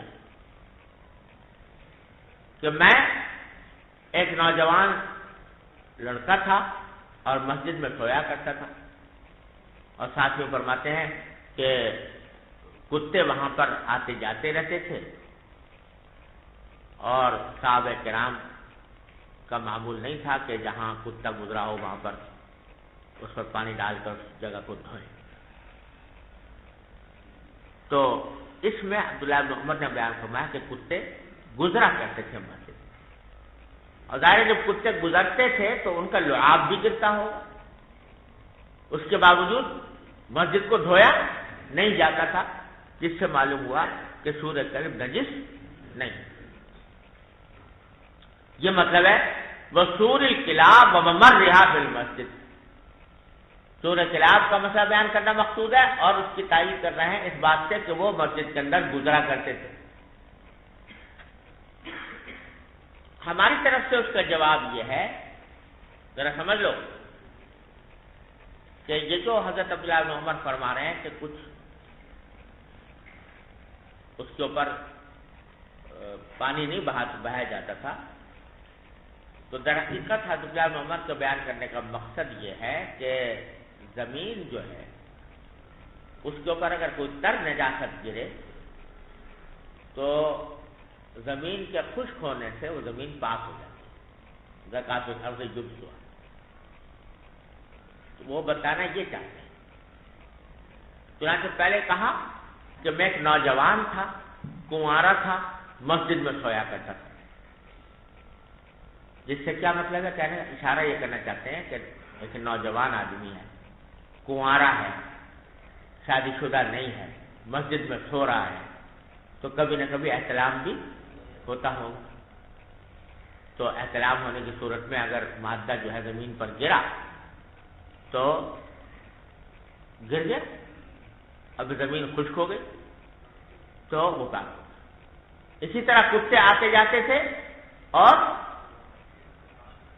ان کا لعاب بھی گرتا ہوگا لیکن خشک ہو جاتا، پاک ہو جاتا۔ اور ابو داؤد کی روایت میں یہاں کانت الکلاب تقبل و تدبر و تبول فی المسجد بھی آیا، پیشاب بھی کرتے تھے۔ تو اگر وہ استدلال مانا جائے جو ہم جس استدلال کا ذکر ہو رہا ہے کہ بھئی وہ لعاب ان کا پاک ہوتا تھا، تو اگر لعاب پاک تھا، اس حدیث سے لعاب کے پاک ہونے پر استدلال ہو سکتا ہے، تو پھر پیشاب کے پاک ہونے پر بھی استدلال کرنا چاہیے، حالانکہ اس کا کوئی بھی قائل نہیں۔ سمجھے بھائیو؟ لہذا اس سے استدلال سورہ قلب کی طہارت پر کام ہے۔ اب آگے ذرا سنو، قال الزہری اذا بلغ فی اناء لیس له وضوء غیرہ یتوضأ بہ۔ زہری کا قول تائید میں نقل کر رہے ہیں کہ امام زہری نے فرمایا کہ اگر کتا منہ ڈال دے برتن میں لیس لہ وضوء غیرہ، اور کسی آدمی کے پاس اس برتن کے پانی کے علاوہ کوئی اور وضو کا پانی موجود نہ ہو، کوئی ایسا پانی جو سورہ کلب کے علاوہ کوئی اور پانی موجود نہ ہو، جو کچھ ہے وہ کیسا ہے؟ سورہ کلب ہے، تو کہتے ہیں امام زہری فرماتے ہیں یتوضؤ بہ، تو پھر اسی سے وضو کرتے ہیں۔ اب یہاں سوال پیدا ہوتا ہے کہ اگر سورہ کلب پاک ہے امام زہری کے نزدیک، تو یہ قید کیوں لگا رہے ہیں کہ جب کہ دوسرا پانی موجود نہ ہو تو کرے؟ تو اس کا جواب یہ کہ وہ نظافت کے طور پر لگا رہے ہیں کہ اگر دوسرا پانی موجود ہے جس میں کتے نے منہ نہیں ڈالا تو ظاہر ہے جب نظیف پانی موجود ہے تو غیر نظیف کی طرف کیوں آدمی متوجہ ہو، اس واسطے وہ کہہ رہے ہیں، ورنہ پاک وہ مانتے ہی ہیں۔ ارے سمجھے نا، امام زہری کا مسلک بھی وہی ہوا جو امام مالک کا تھا، اور وہی امام بخاری کا بھی رجحان اسی طرف معلوم ہوتا ہے۔ آگے سے وقال سفیان هذا الفقہ بعینہ، اور سفیان ثوری کہتے ہیں کہ جو امام زہری نے کہا یہ بعینی فقہ کی بات ہے، تفقہ کی بات تو وہی ہے، فقہی بات تو وہی ہے جو امام زہری نے کہی کہ اگر سورہ کلب موجود ہے تو پھر آدمی کے لیے تیمم کرنا جائز نہیں ہونا چاہیے، بلکہ اس سے وضو کرنا چاہیے، فقہ کی بات سمجھیں۔ کیوں؟ اس لیے لقول اللہ عز وجل فلم تجدوا ماء فتیمموا وہذا ماء،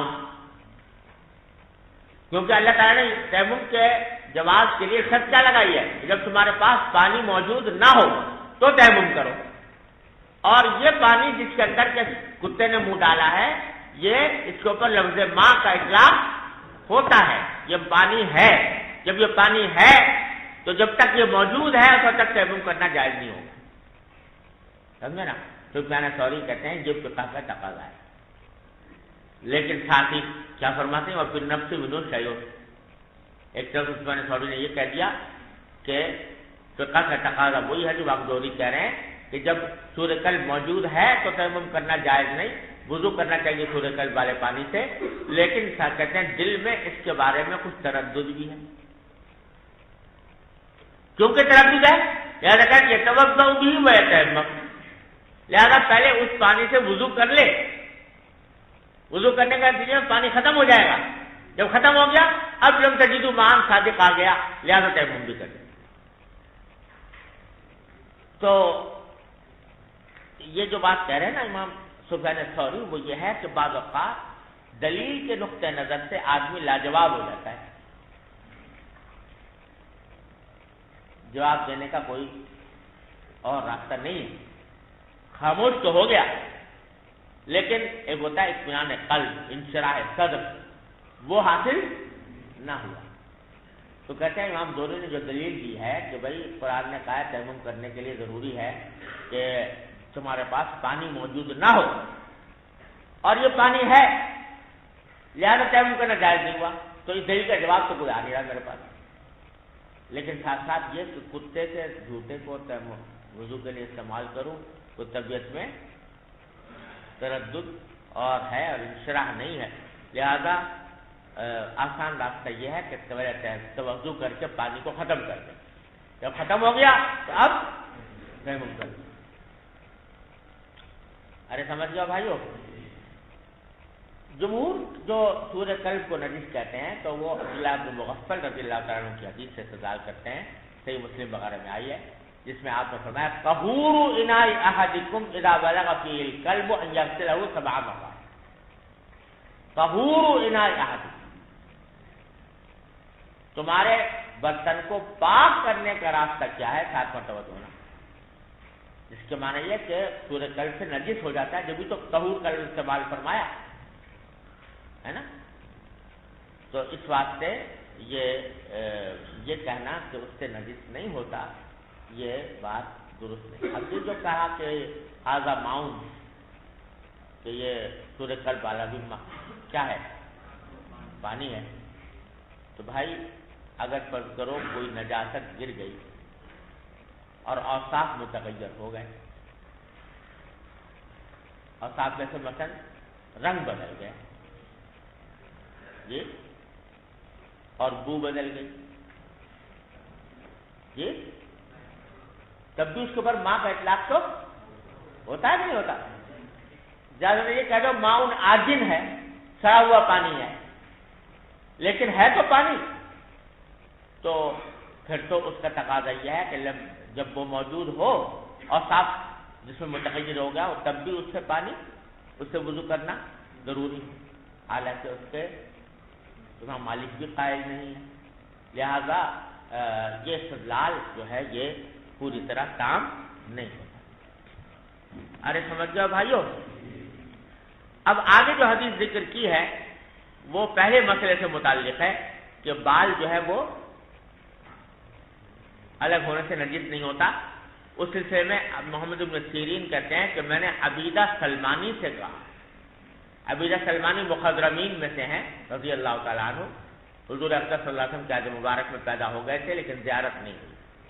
کہتے ہیں میں نے کہا کہ عندنا من شعر نبی صلی اللہ علیہ وسلم اصبناہ من قبل انس، محمد بن سیرین کہتے ہیں کہ ہمارے پاس نبی کریم صلی اللہ علیہ وسلم کا ایک بوئے مبارک ہے جو ہمیں حضرت انس کی طرف سے ملا ہے، اور قال من قبل اہل انس، فقال، تو عبیدہ سلمانی نے کہا کہ لان تکون عندی شعرۃ منہ احب الی من الدنیا وما فیہا، کہ اگر میرے پاس کوئی اس جیسا موئے مبارک میرے پاس بھی ہو تو مجھے دنیا و ما فیہا سے زیادہ محبوب ہے۔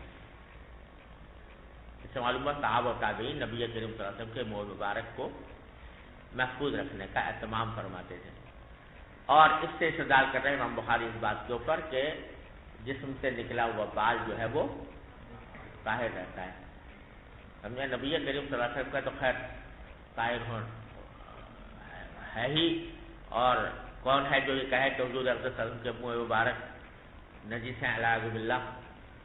علماء نے تو کہتے ہیں اگر کوئی یہ کہے تو مجھے اس کے ایمان میں شک ہے ایسے شخص کے، لیکن وجہ استدلال امام بخاری کی یہ ہے کہ جو حکم نبی کریم صلی اللہ علیہ وسلم کے منہ مبارک کا ہے اس کو خصوصیت پر محمول کرنے کے لیے کوئی دلیل چاہیے، اور دلیل ایسی خصوصیت کی کوئی موجود نہیں ہے، لہذا جو حکم آپ کے وہ مبارک کا وہی اور دوسرے انسانوں کے بھی بالوں کا۔ اگلی حدیث جو ہے وہ ابن سیرین حضرت انس سے روایت کرتے ہیں ان رسول اللہ صلی اللہ علیہ وسلم لما حلق رأسه كان ابو طلحة اول من اخذ من شعره، جب آپ نے اپنا سر مبارک کا حلق کروایا حج کے موقع پر تو ابو طلحہ نے سب سے پہلے آپ کے بال کا کوئی حصہ لیا اپنے پاس رکھا۔ چلیے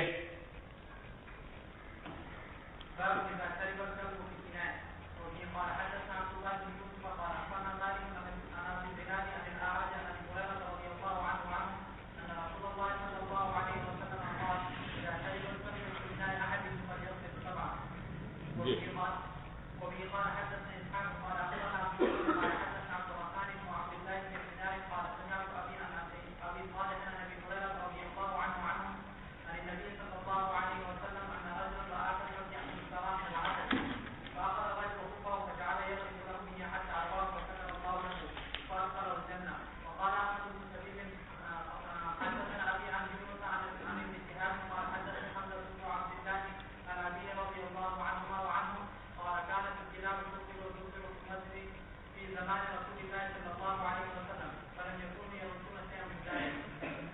پہلی حدیث جو ہے وہ یہ ہے کہ ابو ہریرہ روایت کرتے ہیں کہ ایک شخص حضور اقدس صلی اللہ علیہ وسلم نے فرمایا کہ ایک شخص نے کتے کو دیکھا کہ وہ گیلی مٹی کھا رہا ہے پیاس کی وجہ سے، پیاسا ہے پانی مل نہیں رہا تو گیلی مٹی کھا رہا ہے،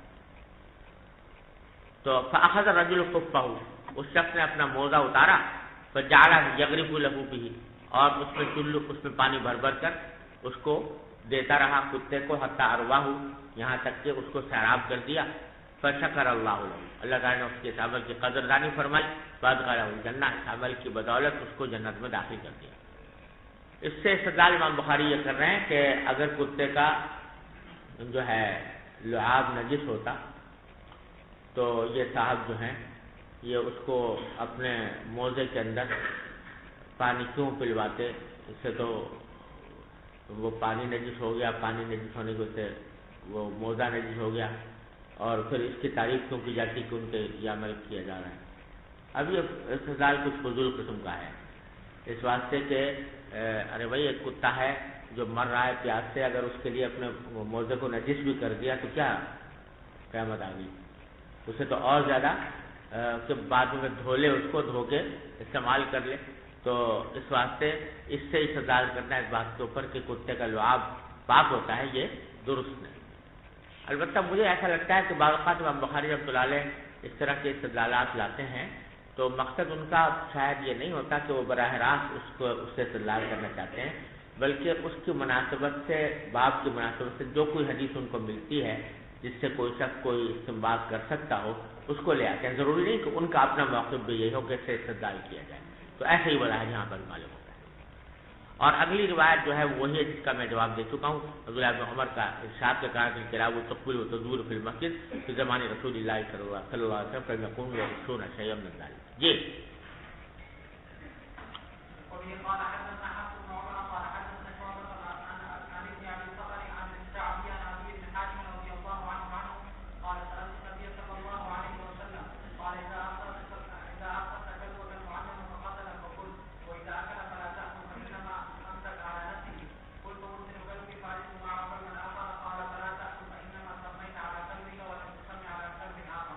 عدی بن حاتم رضی اللہ تعالیٰ عنہ ہے، بڑے شکاری تھے، حضور اقدس صلی اللہ علیہ وسلم سے شکار کے مسئلے بہت پوچھتے تھے، تو کہتے ہیں کہ میں نے نبی کریم صلی اللہ علیہ وسلم سے پوچھا کچھ شکار، کتے کے شکار کے بارے میں، تو آپ نے فرمایا اذا ارسلت کلبک المعلم، جب تم نے اپنے سزائے ہوئے کتے کو چھوڑا ہو کسی شکار کے اوپر فقتل، اور اسی نے اس کو قتل کر دیا ہو شکار کو، فکل، تو تم کھا لو، واذا اکل فلا تاکل، اور اگر اس کتے نے خود کھا لیا اس میں سے پھر تم اس میں سے نہ کھاؤ، فإنما امسک علی نفسہ، اس واسطے کہ اس نے وہ شکار خود اپنے لیے کیا، پھر اس صورت میں تمہارے لیے نہیں کیا، تمہارے لیے حلال نہیں۔ اس سے استدلال امام بخاری یہ کرنا چاہتے ہیں کہ دیکھو اگر کتے نے کتا پکڑ کے لایا شکار کو تو حضور اقدس صلی اللہ علیہ وسلم نے فرمایا کہ اس کو کھا لو، کھانے کی اجازت دی، حالانکہ جب کتا پکڑ کے لائے گا منہ میں تو پکڑ کے لائے گا نا، اس کے اوپر اس کا لعاب بھی لگے گا، پھر بھی آپ نے کھانے کی اجازت دی، تو معلوم ہوا کہ اس کا لعاب نجس نہیں ہے۔ لیکن جواب جمہور کی طرف سے یہ ہے کہ یہ کب کہا آپ نے کہ جو کا تم کھا لو بغیر دھوئے ہوئے، یہاں مسئلہ بیان کرنا مقصود ہے اس بات یہ کہ وہ جانور شکار، کتے کے شکار کرنے سے جانور حلال ہو گیا، لیکن اب کھاؤ گے کیسے، تو ظاہر ہے کہ اس کو دھوئیں گے، دھو کے کھائیں گے، تو اس سے نجاست یا طہارت کا مسئلہ یہاں متعلق نہیں ہے، اس لیے استدلال تام نہیں۔ اور پھر آگے کہتے ہیں کہ میں نے پوچھا کہ میں بعض اوقات اپنا کتا چھوڑتا ہوں تو وہاں جا کر دیکھتا ہوں شکار کے ساتھ ایک دوسرا کتا بھی کھڑا ہوا ہے، تو آپ نے فرمایا کہ اس صورت میں مت کھاؤ، اس واسطے کہ تم نے بسم اللہ پڑھی تھی اپنے کتے پر اور دوسرے کتے پر نہیں پڑھی تھی، اور ہو سکتا ہے اس کتے نے مار ڈالا ہو تو جس پر تم نے بسم اللہ نہیں پڑھی، تو اس واسطے وہ تمہارے لیے حلال نہیں ہوگا۔ اس سے یہ اصول مستنبط ہوا کہ گوشت میں اصل ہے حرمت، جب تک اس کی حلت ثابت نہ ہو تو میں شک سے اس کو حلال نہیں کہا جائے گا۔ تو صلی اللہ تعالی علیہ وسلم۔